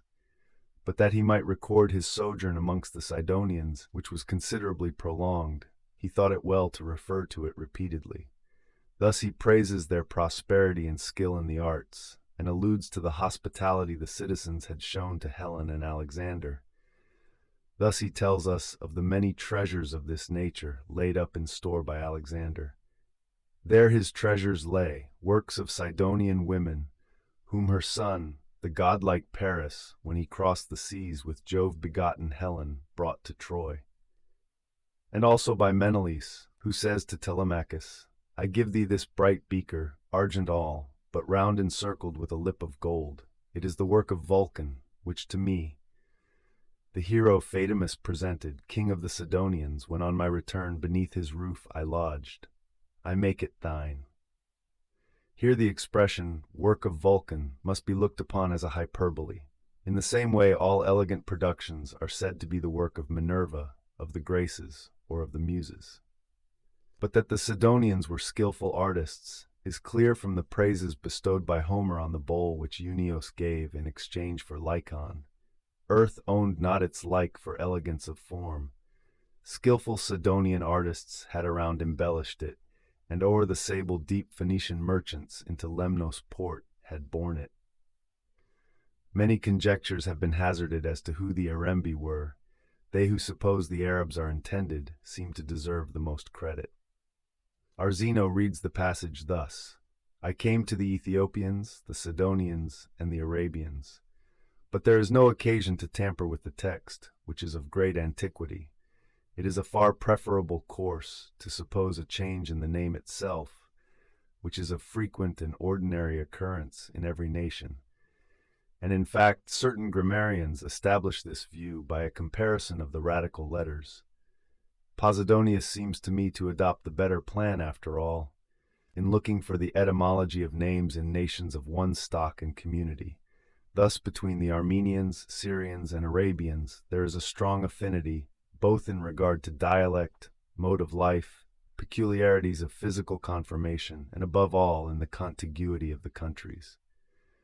Mesopotamia, which is a motley of the three nations, is a proof of this, for the similarity amongst these three is very remarkable. And though in consequence of the various latitudes, there may be some difference between those who dwell in the north and those of the south, and again between each of these and the inhabitants of the middle region, still the same characteristics are dominant in all. Also, the Assyrians and Aryans have a great affinity both to these people and to each other, and Posidonius believes there is a similarity in the names of these different nations. Those whom we call Syrians style themselves Armenians and Aramaeans, names greatly like those of the Armenians, Arabs, and Arembi. Perhaps this last term is that by which the Greeks anciently designated the Arabs. The etymon of the word certainly strengthens the idea. Many deduce the etymology of the Arembi to go into the earth, which they say was altered by the people of a later generation into the more intelligible name of troglodytes, by which are intended those Arabs who dwell on that side of the Arabian Gulf next to Egypt and Ethiopia. It is probable, then, that the poet describes Menelaus as having visited these people in the same way that he says he visited the Ethiopians, for they are likewise near to the Thebaid, and he mentions them not on account of any commerce or gain, for of these there was not much, but probably to enhance the length of the journey and his meed of praise, for such distant traveling was highly thought of. For example, discovered various cities, and the mind and manners learned of men in lands remote. And again, after numerous toils and perilous wanderings over the stormy deep, in the 8th year at last I brought them home. Hesiod, in his catalogue, writes, and the daughter of Erebus, whom gracious Hermes and Thronia, descended from King Belus, brought forth. Thus too, says Stesichorus, whence it seems that at that time the country was from him named Arabia, though it is not likely this was the case in the heroic period. There are many who would make the Arembi a tribe of the Ethiopians, or of the Cephines, or again of the Pygmies, and 1,000 other fancies. These ought to be regarded with little trust, since their opinion is not only incredible, but they evidently labor under a certain confusion as to the different characters of history and fable. In the same category must be reckoned those who place the Sidonians and Phoenicians in the Persian Gulf, or somewhere else in the ocean, and make the wanderings of Menelaus to have happened there. Not the least cause for mistrusting these writers is the manner in which they contradict each other. One half would have us believe that the Sidonians are a colony from the people whom they describe as located on the shores of the Indian Ocean, and who they say were called Phoenicians from the color of the Erythraean Sea, while the others declare the opposite. Some again would transport Ethiopia into our Phoenicia, and make Joppa the scene of the adventures of Andromeda, and this not from any ignorance of the topography of those places, but by a kind of mythic fiction, similar to those of Hesiod and other writers censured by Apollodorus, who, however, couples Homer with them, without, as it appears, any cause. He cites as instances what Homer relates of the Euxine in Egypt, and accuses him of ignorance for pretending to speak the actual truth, and then recounting fable, all the while ignorantly mistaking it for fact.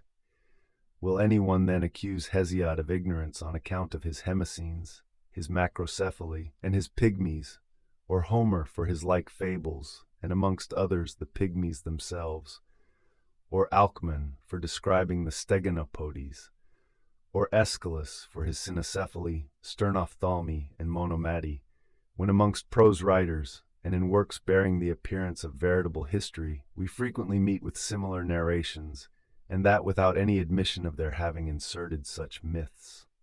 Indeed, it becomes immediately evident that they have woven together a tissue of myths, not through ignorance of the real facts, but merely to amuse by a deceptive narration of the impossible and marvelous.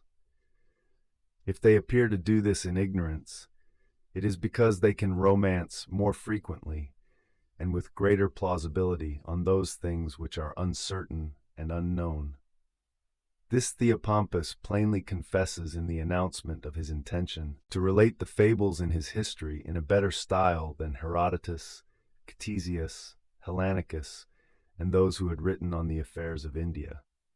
Homer has described to us the phenomena of the ocean under the form of a myth.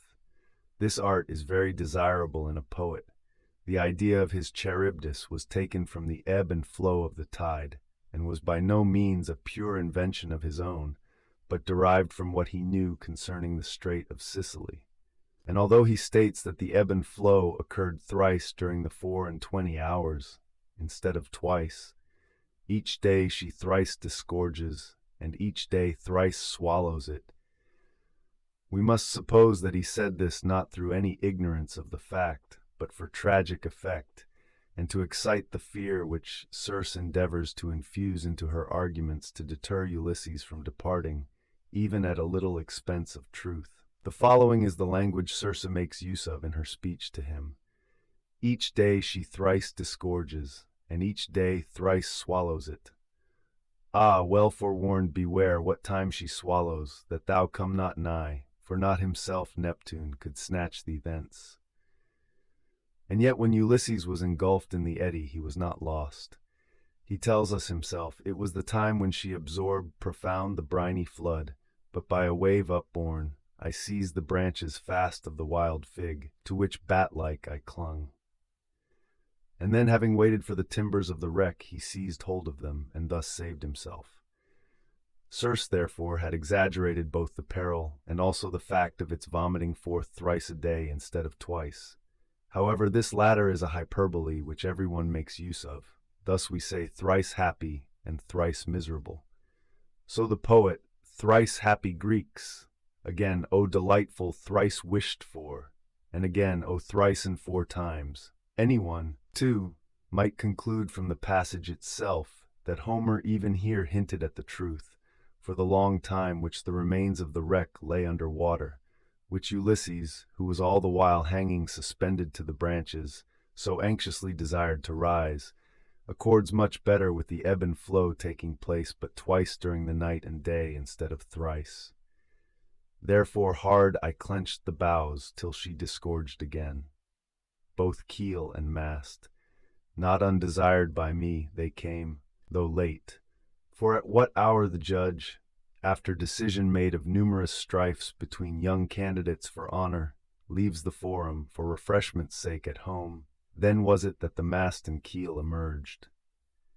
Every word of this indicates a considerable length of time, especially when he prolongs it to the evening, not merely saying at that time when the judge has risen, but having adjudicated on a vast number of cases, and therefore detained longer than usual. Otherwise his account of the return of the wreck would not have appeared likely, if he had brought it back again with the return of the wave, before it had been first carried a long way off. Apollodorus, who agrees with Eratosthenes, throws much blame upon Callimachus for asserting, in spite of his character as a grammarian, that Goddess and Corcyra were among the scenes of Ulysses' wandering, such an opinion being altogether in defiance of Homer's statement, and his description of the places as situated in the exterior ocean. This criticism is just if we suppose the wandering to have never actually occurred, and to be merely the result of Homer's imagination. But if it did take place, although in other regions, Apollodorus ought plainly to have stated which they were, and thus set right the mistake of Callimachus. Since, however, after such evidence as we have produced, we cannot believe the whole account to be a fiction, and since no other more likely places have as yet been named, we hold that the grammarian is absolved from blame. Demetrius of Skepsis is also wrong, and in fact the cause of some of the mistakes of Apollodorus. He eagerly objects to the statement of Neanthes of Cyzicus, that the Argonauts, when they sailed to the Phasis, founded at Cyzicus the temples of the Idaean mother. Though their voyage is attested both by Homer and other writers, he denies that Homer had any knowledge whatever of the departure of Jason to the Phasis. In so doing, he not only contradicts the very words of Homer, but even his own assertions. The poet informs us that Achilles, having ravaged Lesbos and other districts, spared Lemnos and the adjoining islands, on account of his relationship with Jason and his son Euenos, who then had possession of the island.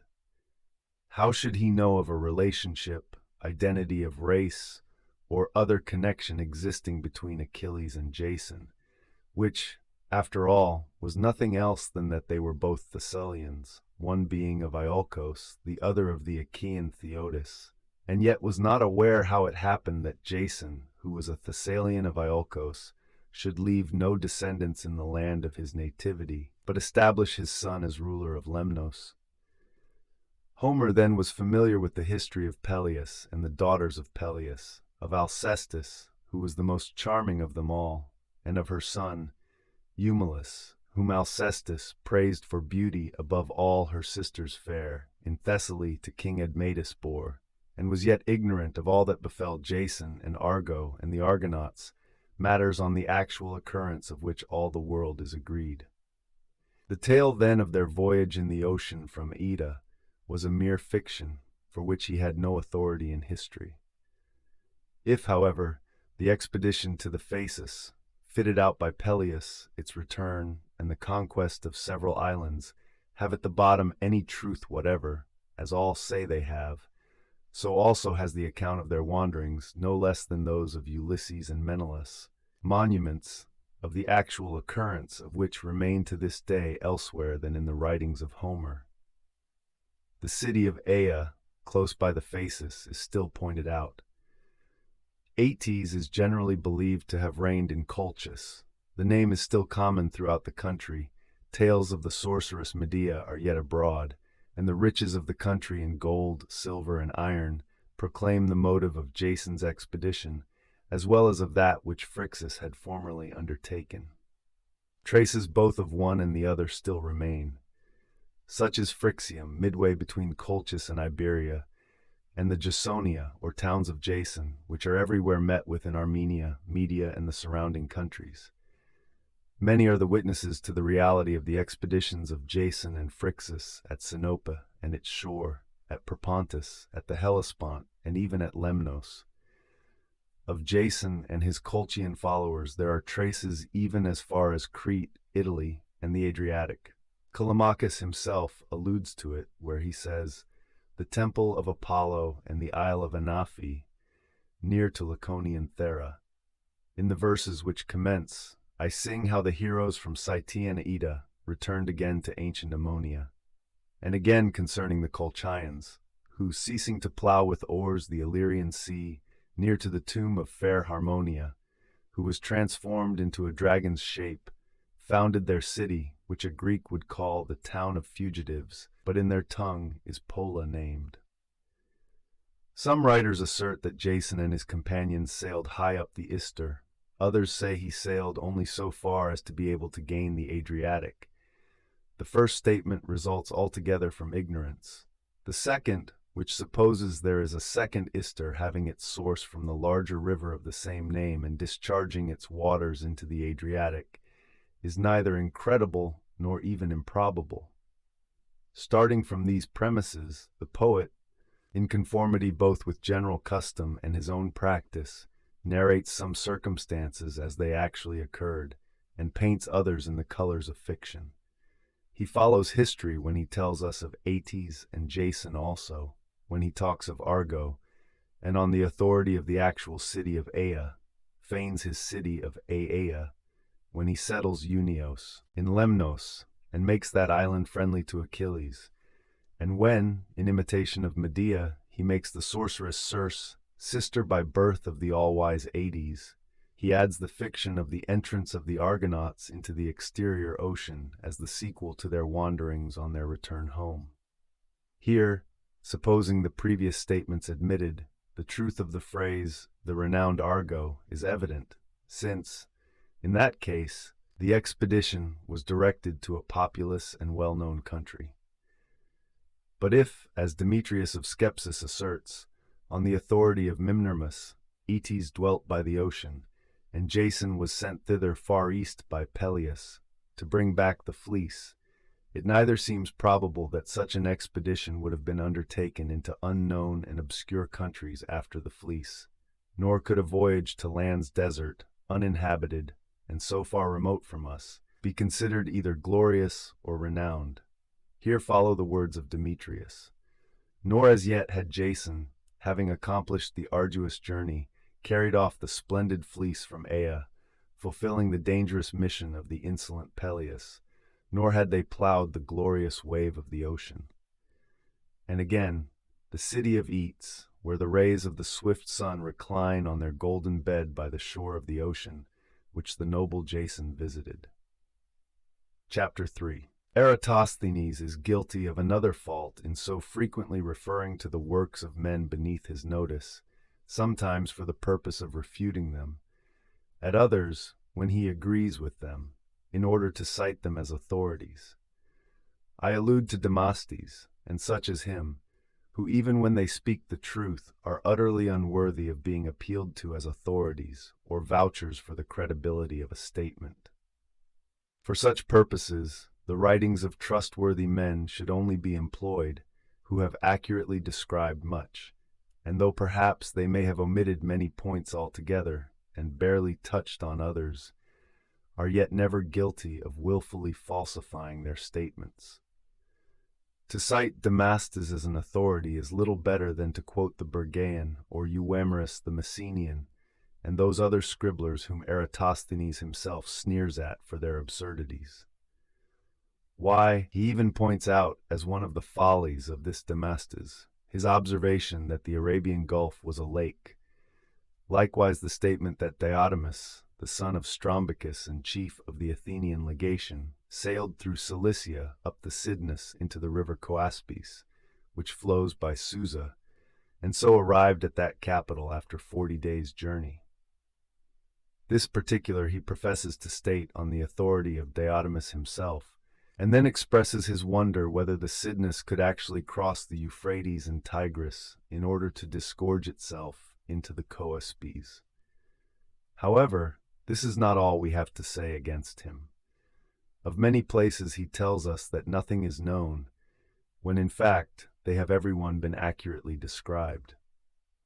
Then he warns us to be very cautious in believing what we are told on such matters, and endeavors by long and tedious arguments to show the value of his advice, swallowing at the same time the most ridiculous absurdities himself concerning the Euxine and Adriatic. Thus he believed the Bay of Issus to be the most easterly point of the Mediterranean, though Dioscurias, which is nearly at the bottom of the Pontus Euxinus, is, according to his own calculations, farther east by a distance of 3,000 stadia. In describing the northern and farther parts of the Adriatic, he cannot refrain from similar romancing, and gives credit to many strange narrations concerning what lies beyond the Pillars of Hercules, informing us of an Isle of Kern there, and other places now nowhere to be found, which we shall speak of presently.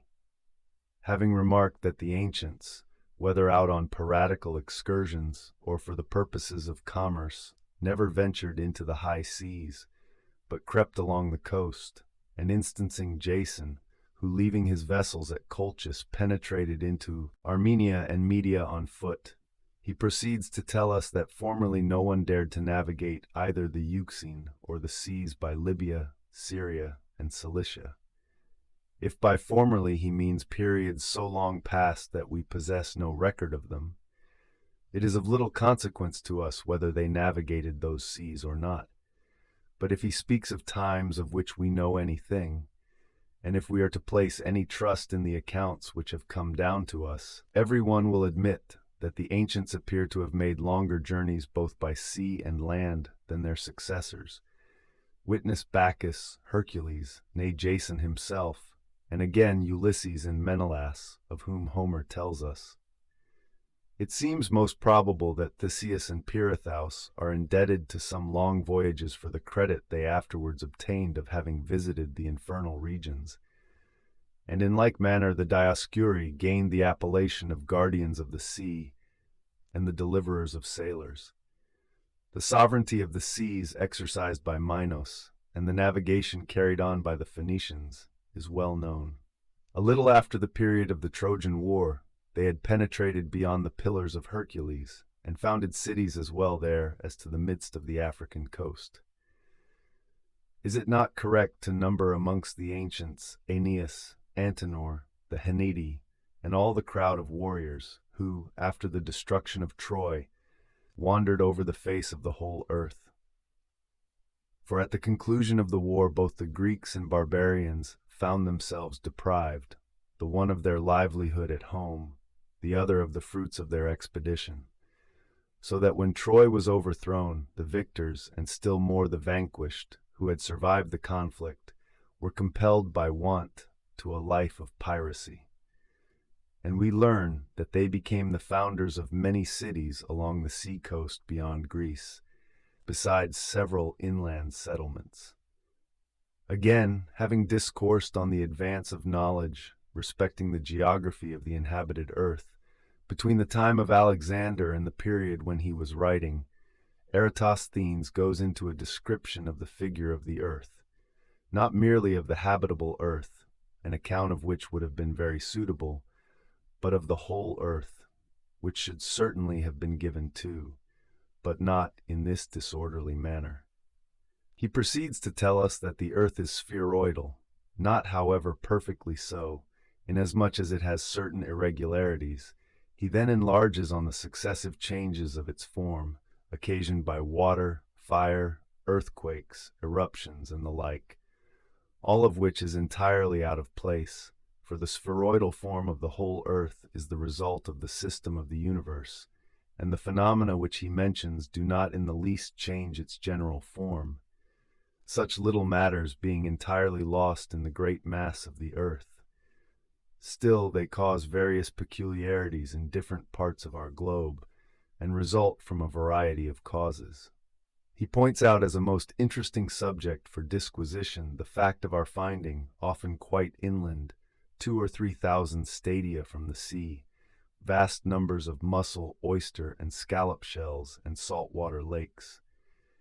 He gives as an instance that about the temple of Ammon, and along the road to it, for the space of 3,000 stadia, there are yet found a vast amount of oyster shells, many salt beds, and salt springs bubbling up, besides which are pointed out numerous fragments of wreck which they say have been cast up through some opening, and dolphins placed on pedestals with the inscription of the delegates from Cyrene. Herein he agrees with the opinion of Strato, the natural philosopher, and Xanthus of Lydia. Xanthus mentioned that in the reign of Artaxerxes there was so great a drought that every river, lake, and well was dried up, and that in many places he had seen a long way from the sea fossil shells, some like cockles, others resembling scallop shells, also salt lakes in Armenia, Matiana, and Lower Phrygia, which induced him to believe that sea had formerly been where the land now was. Strato, who went more deeply into the causes of these phenomena, was of opinion that formerly there was no exit to the Euxine, as now at Byzantium, but that the rivers running into it had forced a way through, and thus let the waters escape into the Propontis, and thence to the Hellespont, and that a like change had occurred in the Mediterranean. For the sea being overflowed by the rivers, had opened for itself a passage by the Pillars of Hercules, and thus much that was formerly covered by water had been left dry. He gives as the cause of this, that anciently the levels of the Mediterranean and Atlantic were not the same, and states that a bank of earth, the remains of the ancient separation of the two seas, is still stretched under water from Europe to Africa. He adds that the Euxine is the most shallow, and the seas of Crete, Sicily, and Sardinia much deeper, which is occasioned by the number of large rivers flowing into the Euxine, both from the north and east, and so filling it up with mud, whilst the others preserve their depth. This is the cause of the remarkable sweetness of the Euxine Sea, and of the currents which regularly set towards the deepest part. He gives it as his opinion, that should the rivers continue to flow in the same direction, the Euxine will in time be filled up by the deposits, since already the left side of the sea is little else than shallows, as also Salmidesus, and the shoals at the mouth of the Ister, and the desert of Scythia, which the sailors call the breasts. Probably, too, the temple of Ammon was originally close to the sea, though now, by the continual deposit of the waters, it is quite inland, and he conjectures that it was owing to its being so near the sea that it became so celebrated and illustrious, and that it never would have enjoyed the credit it now possesses had it always been equally remote from the sea. Egypt, too, he says, was formerly covered by sea as far as the marshes near Pelusium, Mount Casius, and the lake Cerbanus. Even at the present time, when salt is being dug in Egypt, the beds are found under layers of sand and mingled with fossil shells, as if this district had formerly been under water, and as if the whole region about Cassium and Gura had been shallows reaching to the Arabian Gulf. The sea afterwards receding left the land uncovered, and the lake Cerbonus remained, which having afterwards forced itself a passage, became a marsh. In like manner, the borders of the lake Moeris resemble a sea beach, rather than the banks of a river.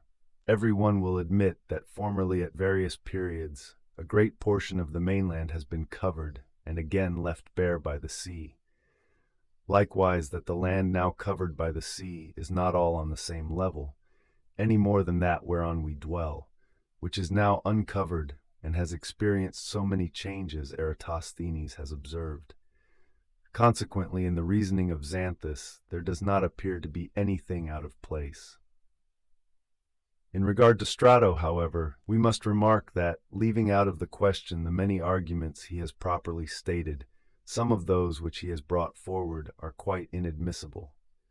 For first, he is inaccurate in stating that the beds of the interior and the exterior seas have not the same level, and that the depth of those two seas is different, whereas the cause why the sea is at one time raised, at another depressed, that it inundates certain places and again retreats, is not that the beds have different levels, some higher and some lower, but simply this, that the same beds are at one time raised, at another depressed, causing the sea to rise or subside with them. For having risen they cause an inundation, and when they subside, the waters return to their former places.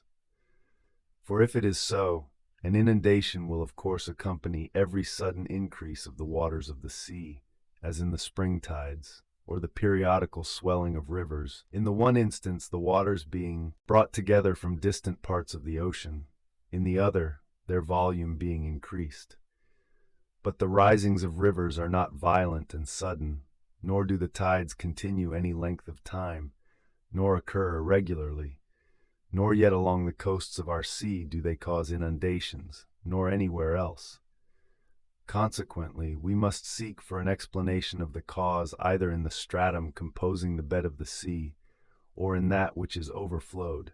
We prefer to look for it in the former, since by reason of its humidity it is more liable to shiftings and sudden changes of position, and we shall find that in these matters the wind is the great agent after all. But, I repeat it, the immediate cause of these phenomena is not in the fact of one part of the bed of the ocean being higher or lower than another, but in the upheaving or depression of the strata on which the waters rest. Strabo's hypothesis evidently originated in the belief that that which occurs in rivers is also the case in regard to the sea, viz., that there is a flow of water from the higher places. Otherwise, he would not have attempted to account for the current he observed at the Strait of Byzantium in the manner he does, attributing it to the bed of the Euxine being higher than that of the Propontis and adjoining ocean, and even attempting to explain the cause thereof, viz., that the bed of the Euxine is filled up and choked by the deposit of the rivers which flow into it, and its waters in consequence driven out into the neighboring sea. The same theory he would apply in respect to the Mediterranean and Atlantic, alleging that the bed of the former is higher than that of the latter in consequence of the number of rivers which flow into it, and the alluvium they carry along with them. In that case there ought to be a like influx at the Pillars and Calpe as there is at Byzantium. But I waive this objection, as it might be asserted that the influx was the same in both places, but owing to the interference of the ebb and flow of the sea, became imperceptible. I rather make this inquiry. If there were any reason why, before the outlet was opened at Byzantium, the bed of the Euxine, being deeper than either that of the Propontis or of the adjoining sea, should not gradually have become more shallow by the deposit of the rivers which flow into it, allowing it formerly either to have been a sea or merely a vast lake greater than the Palus Meotis? This proposition being conceded, I would next ask, whether before this the bed of the Euxine would not have been brought to the same level as the Propontis, and in that case, the pressure being counterpoised, the overflowing of the water have been thus avoided, and if after the Euxine had been filled up, the superfluous waters would not naturally have forced a passage and flowed off, and by their commingling in power have caused the Euxine and Propontis to flow into each other, and thus become one sea. No matter, as I said above, whether formerly it were a sea or a lake, though latterly certainly a sea. This also being conceded, they must allow that the present efflux depends neither upon the elevation nor the inclination of the bed, as Strabo's theory would have us consider it. We would apply the same arguments to the whole of the Mediterranean and Atlantic, and account for the efflux of the former, not by any supposed difference between the elevation and inclination of its bed and of that of the Atlantic, but attribute it to the number of rivers which empty themselves into it.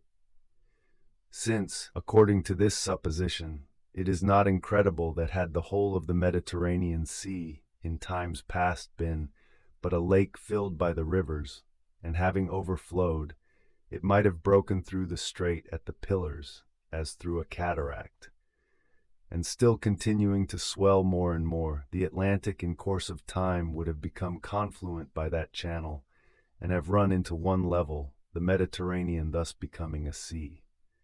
In fine, the physician did wrong in comparing the sea to rivers, for the latter are borne down as a descending stream, but the sea always maintains its level. The currents of straits depend upon other causes, not upon the accumulation of earth formed by the alluvial deposit from rivers filling up the bed of the sea. This accumulation only goes on at the mouths of rivers. Such are what are called the Stetha, or breasts at the mouth of the Ister, the desert of the Scythians, and Salmidesis, which are partially occasioned by other winter torrents as well. Witness the sandy, low, and even coast of Colchis at the mouth of the Phasis, the whole of the coast of Themyscira, named the plain of the Amazons, near the mouths of the Thermodon and Iris, and the greater part of Cydene. It is the same with other rivers. They all resemble the Nile in forming an alluvial deposit at their mouths, some more, some less than others. Those rivers which carry but little soil with them deposit least, while others, which traverse an extended and soft country, and receive many torrents in their course, deposit the greatest quantity. Such, for example, is the river Pyramus, by which Cilicia has been considerably augmented, and concerning which an oracle has declared, "This shall occur when the wide waters of the Pyramus have enlarged their banks as far as sacred Cyprus." This river becomes navigable from the middle of the plains of Cataonia, and entering Cilicia by the defiles of the Taurus, discharges itself into the sea which flows between that country and the island of Cyprus. These river deposits are prevented from advancing further into the sea by the regularity of the ebb and flow, which continually drive them back. For after the manner of living creatures, which go on inhaling and exhaling their breath continually, so the sea in a like way keeps up a constant motion in and out of itself. Anyone may observe who stands on the seashore when the waves are in motion, the regularity with which they cover, then leave bare, and then again cover up his feet. This agitation of the sea produces a continual movement on its surface, which even when it is most tranquil has considerable force, and so throws all extraneous matters onto the land, and flings forth the saltweed on the shore. This effect is certainly most considerable when the wind is on the water, but it continues when all is hushed, and even when it blows from land, the swell is still carried to the shore against the wind, as if by a peculiar motion of the sea itself. To this the verses refer, "O'er the rocks that breast the flood, born turgid, scatter far the showery spray, and loud sounds the roar of waves ejected wide." The wave, as it advances, possesses a kind of power, which some call the purging of the sea, to eject all foreign substances. It is by this force that dead bodies and wrecks are cast on shore. But on retiring it does not possess sufficient power to carry back into the sea either dead bodies, wood, or even the lightest substances, such as cork, which may have been cast out by the waves. And by this means, when places next the sea fall down, being undermined by the wave, the earth and the water charged with it are cast back again. And the weight of the mud working at the same time in conjunction with the force of the advancing tide, it is the sooner brought to settle at the bottom, instead of being carried out far into the sea. The force of the river current ceases at a very little distance beyond its mouth. Otherwise, supposing the rivers had an uninterrupted flow, by degrees the whole ocean would be filled in, from the beach onwards, by the alluvial deposits. And this would be inevitable, even were the Euxine deeper than the Sea of Sardinia, than which a deeper sea has never been sounded, measuring as it does, according to Posidonius, about 1,000 fathoms. Some, however, may be disinclined to admit this explanation, and would rather have proof from things more manifest to the senses, and which seem to meet us at every turn.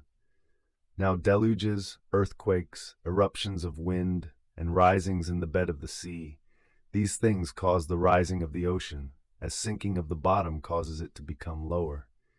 It is not the case that small volcanic or other islands can be raised up from the sea, and not large ones, nor that all islands can, but not continents, since extensive sinkings of the land no less than small ones have been known. Witness the yawning of those chasms which have engulfed whole districts no less than their cities, as is said to have happened to Bura, Bizone, and many other towns at the time of earthquakes. And there is no more reason why one should rather think Sicily to have been disjoined from the mainland of Italy than cast up from the bottom of the sea by the fires of Etna, as the Lipari and Pithecusan Isles have been. However, so nice a fellow is Eratosthenes that though he professes himself a mathematician, he rejects entirely the dictum of Archimedes, who, in his work On Bodies in Suspension, says that all liquids, when left at rest, assume a spherical form, having a center of gravity similar to that of the earth. A dictum which is acknowledged by all who have the slightest pretensions to mathematical sagacity. He says that the Mediterranean, which, according to his own description, is one entire sea, has not the same level even at points quite close to each other, and offers us the authority of engineers for this piece of folly, notwithstanding the affirmation of mathematicians that engineering is itself only one division of the mathematics. He tells us that Demetrius intended to cut through the isthmus of Corinth to open a passage for his fleet, but was prevented by his engineers, who, having taken measurements, reported that the level of the sea at the Gulf of Corinth was higher than at Cenchrea, so that if he cut through the isthmus, not only the coasts near Aegina, but even Aegina itself, with the neighboring islands, would be laid completely under water, while the passage would prove of little value. According to Eratosthenes, it is this which occasions the current in straits, especially the current in the Strait of Sicily, where effects similar to the flow and ebb of the tide are remarked. The current there changes twice in the course of a day and night, like as in that period the tides of the sea flow and ebb twice. In the Tyrrhenian Sea, the current which is called descendant, and which runs towards the Sea of Sicily, as if it followed an inclined plane, corresponds to the flow of the tide in the ocean. We may remark that this current corresponds to the flow both in the time of its commencement and cessation, for it commences at the rising and setting of the moon, and recedes when that satellite attains its meridian, whether above in the zenith or below the earth in the nadir. In the same way occurs the opposite or ascending current, as it is called. It corresponds to the ebb of the ocean, and commences as soon as the moon has reached either zenith or nadir, and ceases the moment she reaches the point of her rising or setting. The nature of the ebb and flow has been sufficiently treated of by Posidonius and Athenodorus. Concerning the flux and reflux of the currents, which also may be explained by physics, it will suffice our present purpose to observe that in the various straits these do not resemble each other, but each strait has its own peculiar current. Were they to resemble each other, the current at the Strait of Sicily would not change merely twice during the day, as Eratosthenes himself tells us it does, and at Chalcis 7 times, nor again that of Constantinople, which does not change at all, but runs always in one direction from the Euxine to the Propontis, and as Hipparchus tells us, sometimes ceases altogether. However, if they did all depend on one cause, it would not be that which Eratosthenes has assigned, namely, that the various seas have different levels. The kind of inequality he supposes would not even be found in rivers only for the cataracts, and where these cataracts occur, they occasion no ebbing, but have one continued downward flow, which is caused by the inclination both of the flow and the surface. And therefore, though they have no flux or reflux, they do not remain still, on account of a principle of flowing which is inherent in them. At the same time, they cannot be on the same level, but one must be higher and one lower than another. But whoever imagined the surface of the ocean to be on a slope, especially those who follow a system which supposes the four bodies we call elementary to be spherical? For water is not like the earth, which being of a solid nature is capable of permanent depressions and risings, but by its force of gravity spreads equally over the earth and assumes that kind of level which Archimedes has assigned it. To what we cited before concerning the temple of Ammon in Egypt, Eratosthenes adds that to judge from appearances, Mount Casius was formerly covered by sea, and the whole district now known as Gera lay under shoal water, touching the bay of the Erythraean Sea, but was left dry on the union of the Mediterranean Sea with the ocean. A certain amphibology lurks here under this description of the district, lying under shoal water and touching the bay of the Erythraean Sea. For to touch both means to be close to and also to be in actual contact with, so that when applied to water it would signify that one flows into the other. I understand him to mean that so long as the strait by the Pillars of Hercules remained closed, these marshes covered with shoal water extended as far as the Arabian Gulf, but on that passage being forced open, the Mediterranean, discharging itself by the strait, became lower, and the land was left dry. On the other hand, Hipparchus understands by the term touching that the Mediterranean, being overfull, flowed into the Erythraean Sea, and he inquires how it could happen that as the Mediterranean flowed out by this new vent at the Pillars of Hercules, the Erythraean Sea, which was all one with it, did not flow away too, and thus become lower, but has always retained the same level.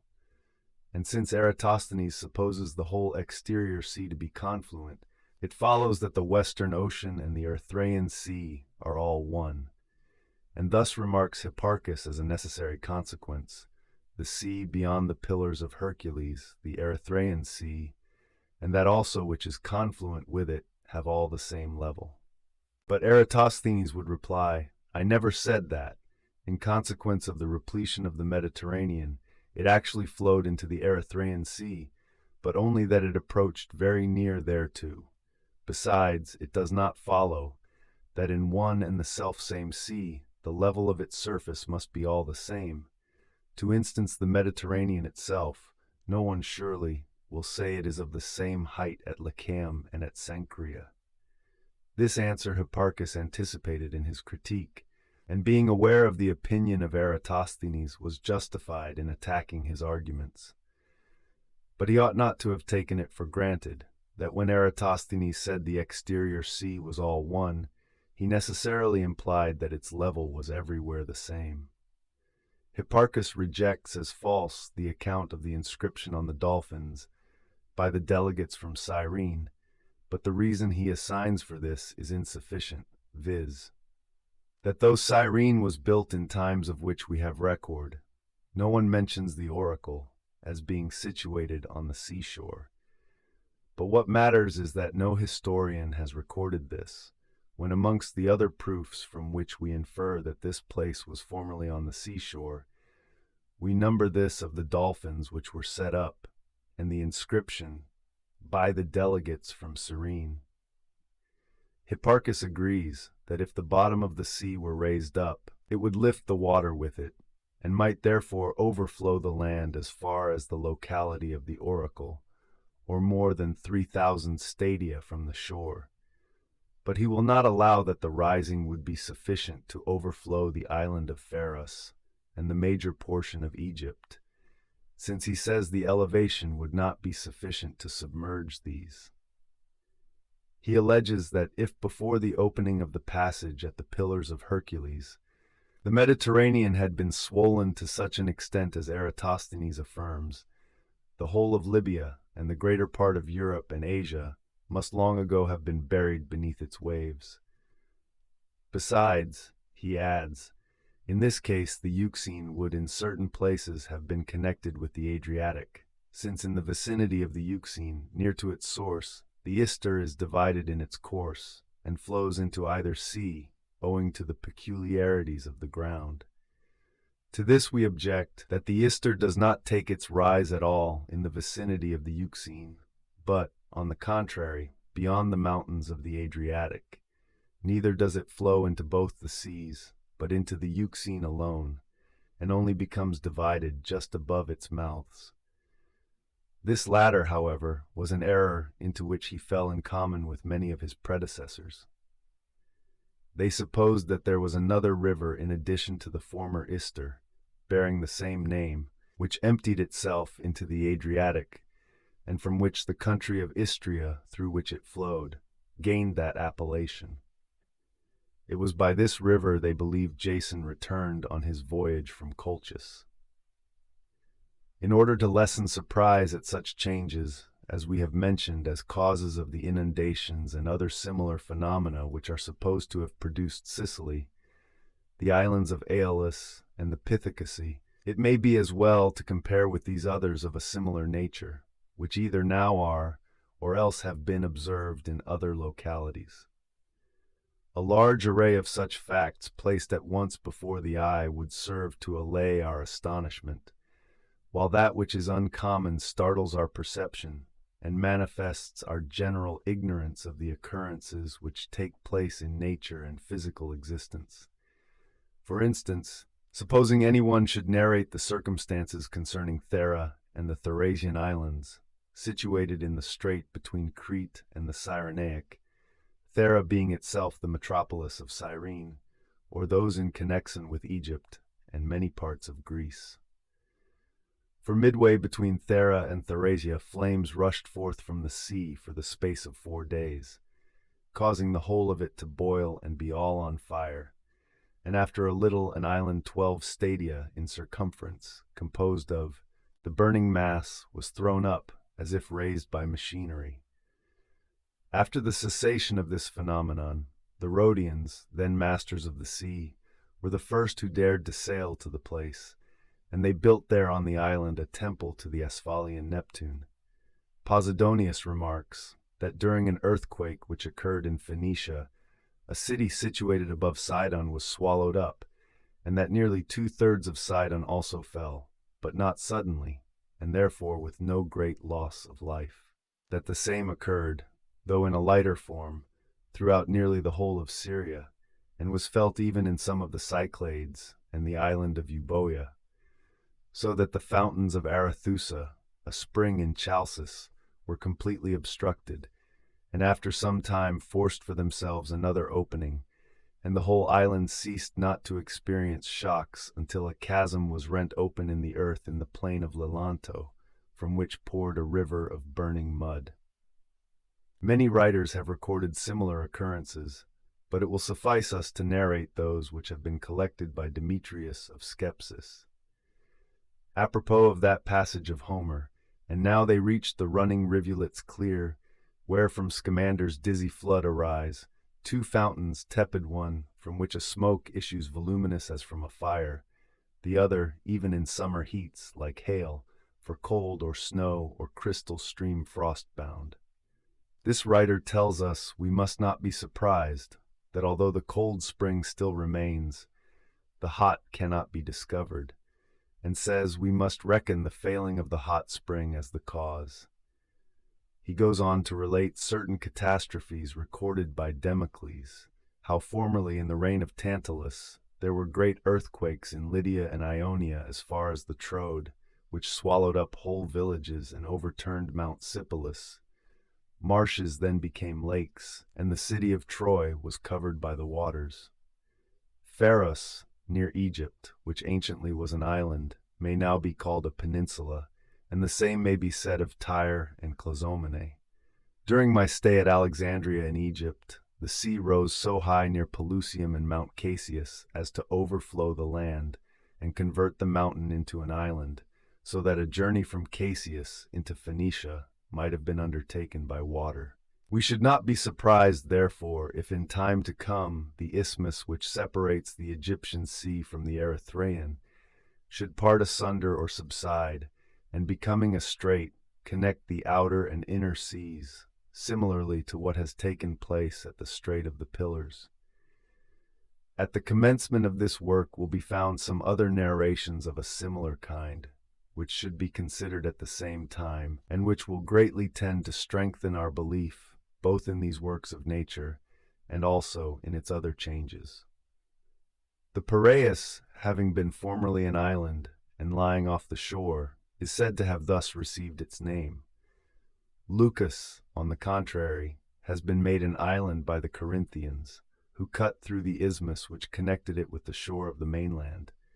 It is concerning this place that Laertes is made to say, "Oh, that I possessed such vigor now as when in arms I took Nericus, continental city fair." Here man devoted his labor to make a separation, in other instances to the construction of moles and bridges. Such is that which connects the island opposite to Syracuse with the mainland. This junction is now effected by means of a bridge, but formerly, according to Hipparchus, by a pier of picked stones, which he calls elect. Of Bura and Halys, one has been swallowed by an earthquake, the other covered by the waves. Near to Methone, which is on the Hermionic Gulf, a mountain 7 stadia in height was cast up during a fiery eruption. During the day it could not be approached on account of the heat and sulphurous smell. At night it emitted an agreeable odor, appeared brilliant at a distance, and was so hot that the sea boiled all around it to a distance of 5 stadia, and appeared in a state of agitation for 20 stadia, the heap being formed of fragments of rock as large as towers. Both Arne and Medea have been buried in the waters of Lake Copais. These towns the poet in his catalogue thus speaks of. Arne claims a record next for her illustrious sons, vine-bearing Arne. Thou wast also there, Medea. It seems that several Thracian cities have been submerged by the lake Bastonis, and that now called Athnidus. Some also affirm that certain cities of Trarus were also overwhelmed, in the neighborhood of Thrace. Artemida, formerly one of the Echinades, is now part of the mainland. The same has happened to some other of the islets near the Achelous, occasioned, it is said, in the same way, by the alluvium carried into the sea by that river, and Hesiod assures us that a like fate awaits them all. Some of the Aetolian promontories were formerly islands. Asteria, called by Homer Asterus, is no longer what it was. There is a rocky isle in the mid-sea, Samos the rude between an Ithaca, not large, named Asteris. It hath commodious havens, into which a passage clear opens on either side. There is no good anchorage there now. Neither is there in Ithaca the cavern, nor yet the temple of the nymphs described to us by Homer. It seems more correct to attribute this to change having come over the places than either to the ignorance or the romancing of the poet.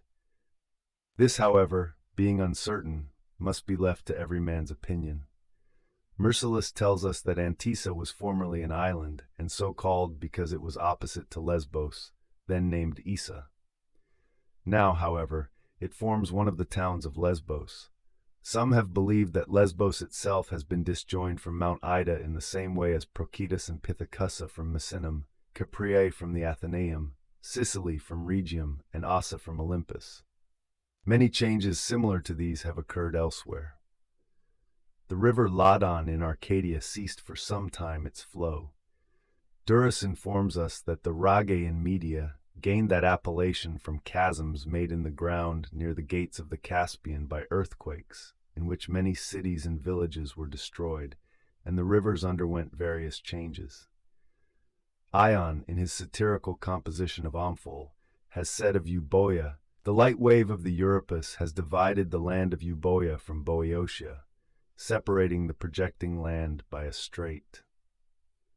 Demetrius of Calatis, speaking of the earthquakes which formerly occurred throughout the whole of Greece, states that a great portion of the Leucadian islands and of Cannaeum were submerged, that the hot springs of Adepsus and Thermopylae were suppressed for 3 days, and that when they commenced to run again, those of Adepsus gushed from new fountains. That at Aureus on the sea coast the wall and nearly 700 houses fell at once. That the greater part of Echinus, Phalara, and Heraclea of Trachis were thrown down, Phalara being overturned from its very foundations. That almost the same misfortune occurred to the Lamians and inhabitants of Larissa. That Scarphaia was overthrown from its foundations, not less than 1,700 persons being swallowed up, and at Thronium more than half that number. that a torrent of water gushed forth taking three directions, one to Scarphe and Thronium, another to Thermopylae, and a third to the plains of Daphnis in Phocis. That the springs of many rivers were for several days dried up, that the course of the Spercheius was changed, thus rendering navigable what formerly were highways, that the Boagrius flowed through another channel, that many parts of Alop, Sinus, and Opus were injured, and the castle of which commands the latter city, entirely overturned. That part of the wall of Elatea was thrown down, and that at Alponus, during the celebration of the games in honor of Ceres, 25 maidens who had mounted a tower to enjoy the show exhibited in the port were precipitated into the sea by the falling of the tower. They also record that a large fissure was made by the water through the midst of the island of Atalanta, opposite Euboea, sufficient for ships to sail in, that the course of the channel was in places as broad as 20 stadia between the plains, and that a trireme being raised thereby out of the docks was carried over the walls. Those who desire to instill into us that more perfect freedom from ignorant wonder, which Democritus and all other philosophers so highly extol, should add the changes which have been produced by the migrations of various tribes. We should thus be inspired with courage, steadiness, and composure. For instance, the Western Iberians, removed to the regions beyond the Euxine and Colchis, being separated from Armenia, according to Apollodorus, by the Araxes, but rather by the Cyrus and Moskican mountains. The expedition of the Egyptians into Ethiopia and Colchis. The migration of the Henneti, who passed from Paphlagonia into the country bordering on the Adriatic Gulf. Similar emigrations were also undertaken by the nations of Greece, the Ionians, Dorians, Achaeans, and Aeolians, and the Aenians, now next neighbors to the Aetolians, formerly dwelt near Docium and Ossa, beyond the Perrhaebi. The Perrhaebi too are but wanderers here themselves. Our present work furnishes numerous instances of the same kind. Some of these are familiar to most readers, but the migrations of the Carians, the Treres, the Teucrians, and the Galatae or Gauls are not so generally known. Nor yet for the most part are the expeditions of their chiefs, for instance, Modus the Scythian, Terco the Ethiopian, Cobus of Treres, Sesostris and Psammetichus the Egyptians, nor are those of the Persians from Cyrus to Xerxes familiar to every one. The Cimmerians, or a separate tribe of them, called the Treres, have frequently overrun the countries to the right of the Euxine, and those adjacent to them, bursting now into Paphlagonia, now into Phrygia, as they did when, according to report, Midas came to his death by drinking bull's blood. Lygdamus led his followers into Lydia, passed through Ionia, took Sardis, but was slain in Cilicia.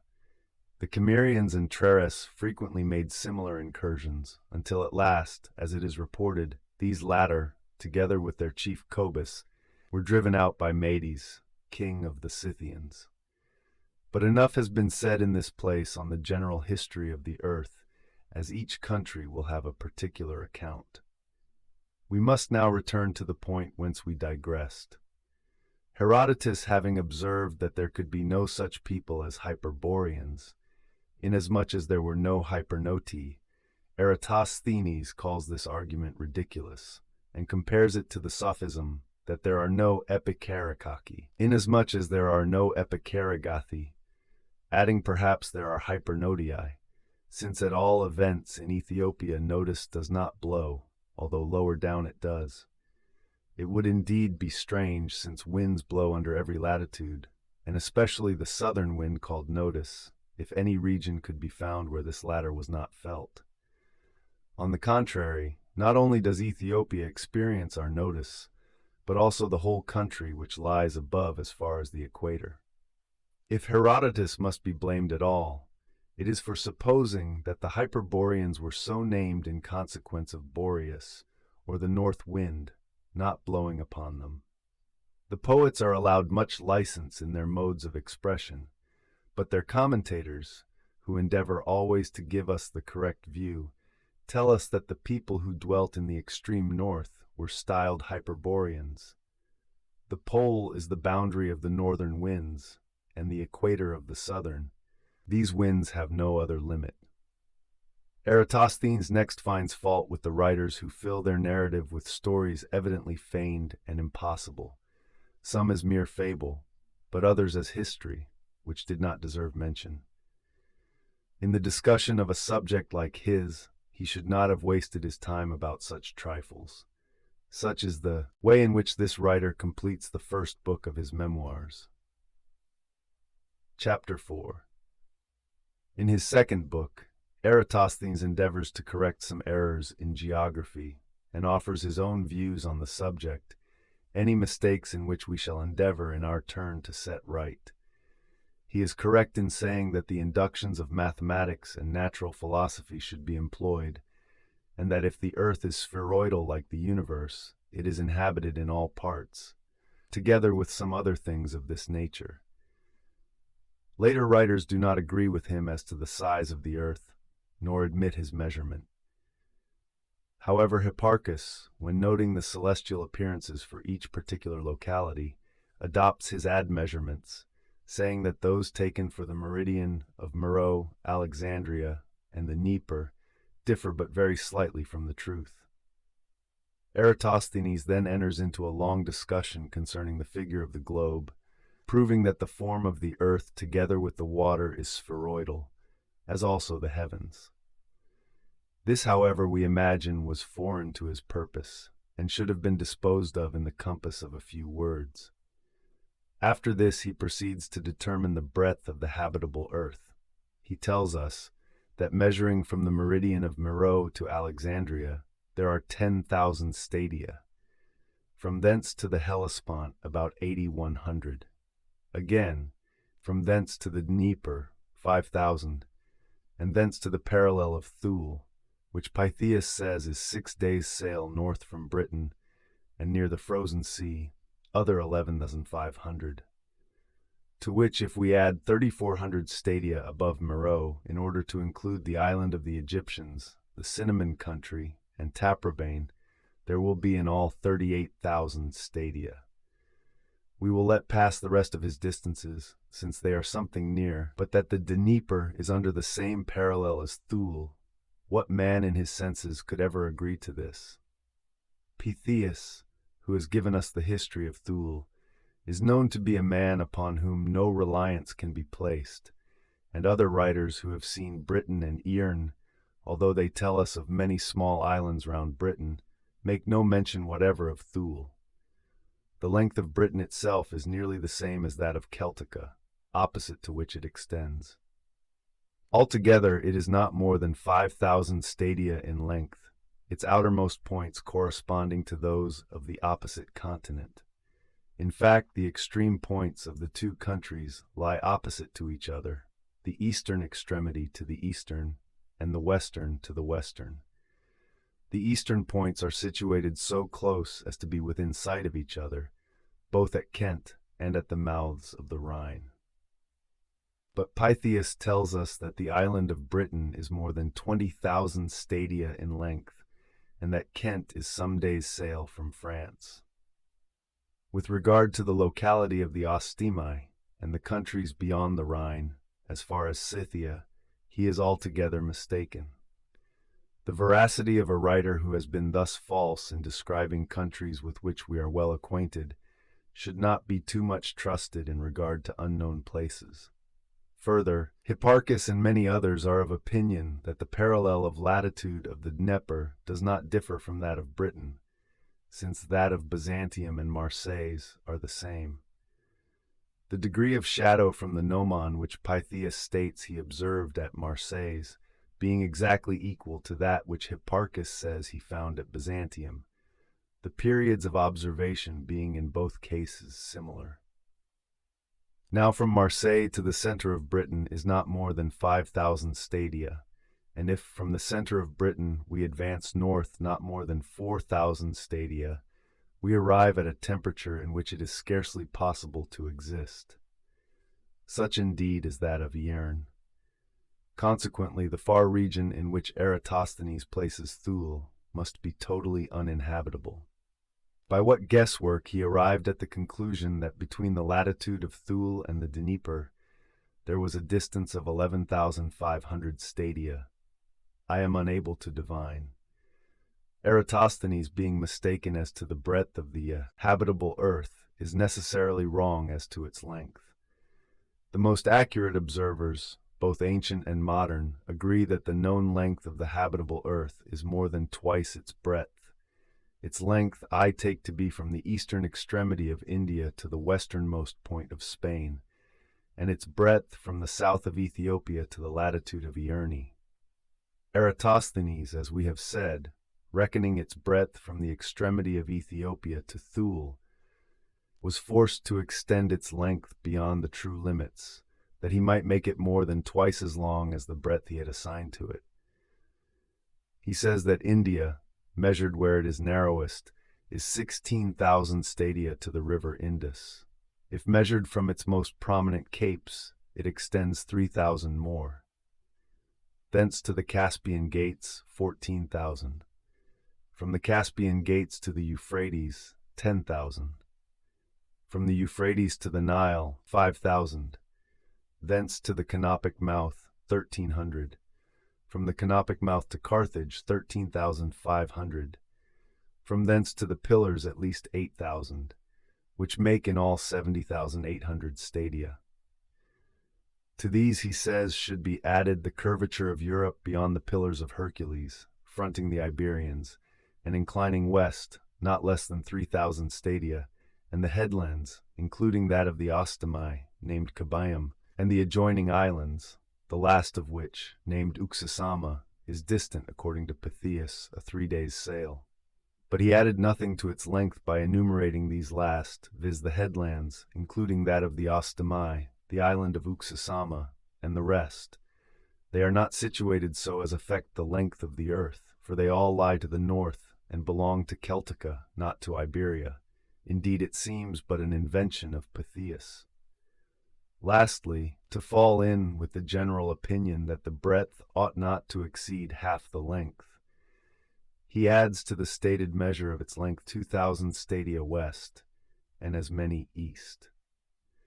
Further, endeavoring to support the opinion that it is in accordance with natural philosophy to reckon the greatest dimension of the habitable earth from east to west, he says that, according to the laws of natural philosophy, the habitable earth ought to occupy a greater length from east to west than its breadth from north to south. The temperate zone, which we have already designated as the longest zone, is that which the mathematicians denominate a continuous circle returning upon itself, so that if the extent of the Atlantic Ocean were not an obstacle, we might easily pass by sea from Iberia to India, still keeping in the same parallel, the remaining portion of which parallel, measured as above in stadia, occupies more than a third of the whole circle. Since the parallel drawn through Athens, on which we have taken the distances from India to Iberia, does not contain in the whole 200,000 stadia. Here too his reasoning is incorrect. For this speculation respecting the temperate zone which we inhabit, and whereof the habitable earth is a part, devolves properly on those who make mathematics their study. But it is not equally the province of one treating of the habitable earth. For by this term we mean only that portion of the temperate zone where we dwell, and with which we are acquainted. But it is quite possible that in the temperate zone there may be 2 or even more habitable earths, especially near the circle of latitude, which is drawn through Athens and the Atlantic Ocean. After this, he returns to the form of the earth, which he again declares to be spheroidal. Here he exhibits the same churlishness we have previously pointed out, and goes on abusing Homer in his old style. He proceeds, "There has been much argument respecting the continents. Some, considering them to be divided by the rivers Nile and Tanais, have described them as islands, while others suppose them to be peninsulas connected by the isthmuses between the Caspian and the Euxine seas, and between the Erythraean Sea and Ecregma. He adds that this question does not appear to him to be of any practical importance, but, rather, as Democritus observed, a bone of contention for angry litigants. Where there are no precise boundary marks, columns, or walls, as at Calidus and Melite, it is easy for us to say such a place is Calidus, and such another Melite, but not so easy to show the exact limits. Thus disputes have frequently arisen concerning certain districts, that, for instance, between the Argives and Lacedaemonians concerning the possession of Thyrea, and that between the Athenians and Boeotians relative to Oropus. Further, in giving names to the three continents, the Greeks did not take into consideration the whole habitable earth, but merely their own country and the land exactly opposite, namely, Caria, which is now inhabited by the Ionians and other neighboring tribes. In course of time, as they advanced further and daily became acquainted with new countries, this their division came to be general. I take this last part first, and to use Eratosthenes' own words, not those of Democritus willing to pick my bone of contention, inquire whether they who first made the division of the three continents were the same persons as those who first desired to distinguish their own land from that of the Carians opposite, or whether they were only acquainted with Greece, Caria, and some few other adjoining countries, and not with Europe, Asia, or Africa, but that others who followed them, and were able to write a description of the habitable earth, were the real authors of the division into three continents. How did he know that these were not the men who made this division of the habitable earth? And he who divided the earth into three parts, giving to each portion the name of continent, could he not form in his mind a just idea of that taken as a whole, which he had so parcelled out? But if indeed he were not acquainted with the whole habitable earth, but merely made a division of some part thereof, pray what portion of that part did he denominate Asia, or Europe, or simply continent? Such talk is altogether nonsense. The reasoning of Eratosthenes, however, is still more absurd, when he declares that he sees no advantage in being acquainted with the exact boundaries of countries, and then cites the example of Calidus and Melite, which prove just the contrary of his assertion. Surely if a want of certainty respecting the boundaries of Thyrea and Oropus gave rise to war, a knowledge of the limits of different districts must be of practical importance. Will he tell us that the boundaries of districts or the limits of kingdoms may be of some service, but when applied to continents, it is carrying the matter too far? We reply, it is of equal consequence here. Suppose a dispute between two powerful princes, one claiming the possession of Asia and the other of Africa.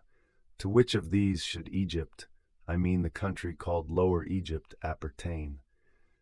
Will anyone pass over such cases on account of their rarity? By no means. It is acknowledged by everyone that the limits of each continent ought to be defined by some notable boundary, indicated by the configuration of the whole habitable earth. In following out this principle, we should not be very particular if they who determine boundaries by the rivers leave some districts undefined, since the rivers do not reach from sea to sea, nor leave the continents altogether as islands. At the close of the book, Eratosthenes blames the system of those who would divide all mankind into Greeks and barbarians, and likewise those who recommended Alexander to treat the Greeks as friends, but the barbarians as enemies.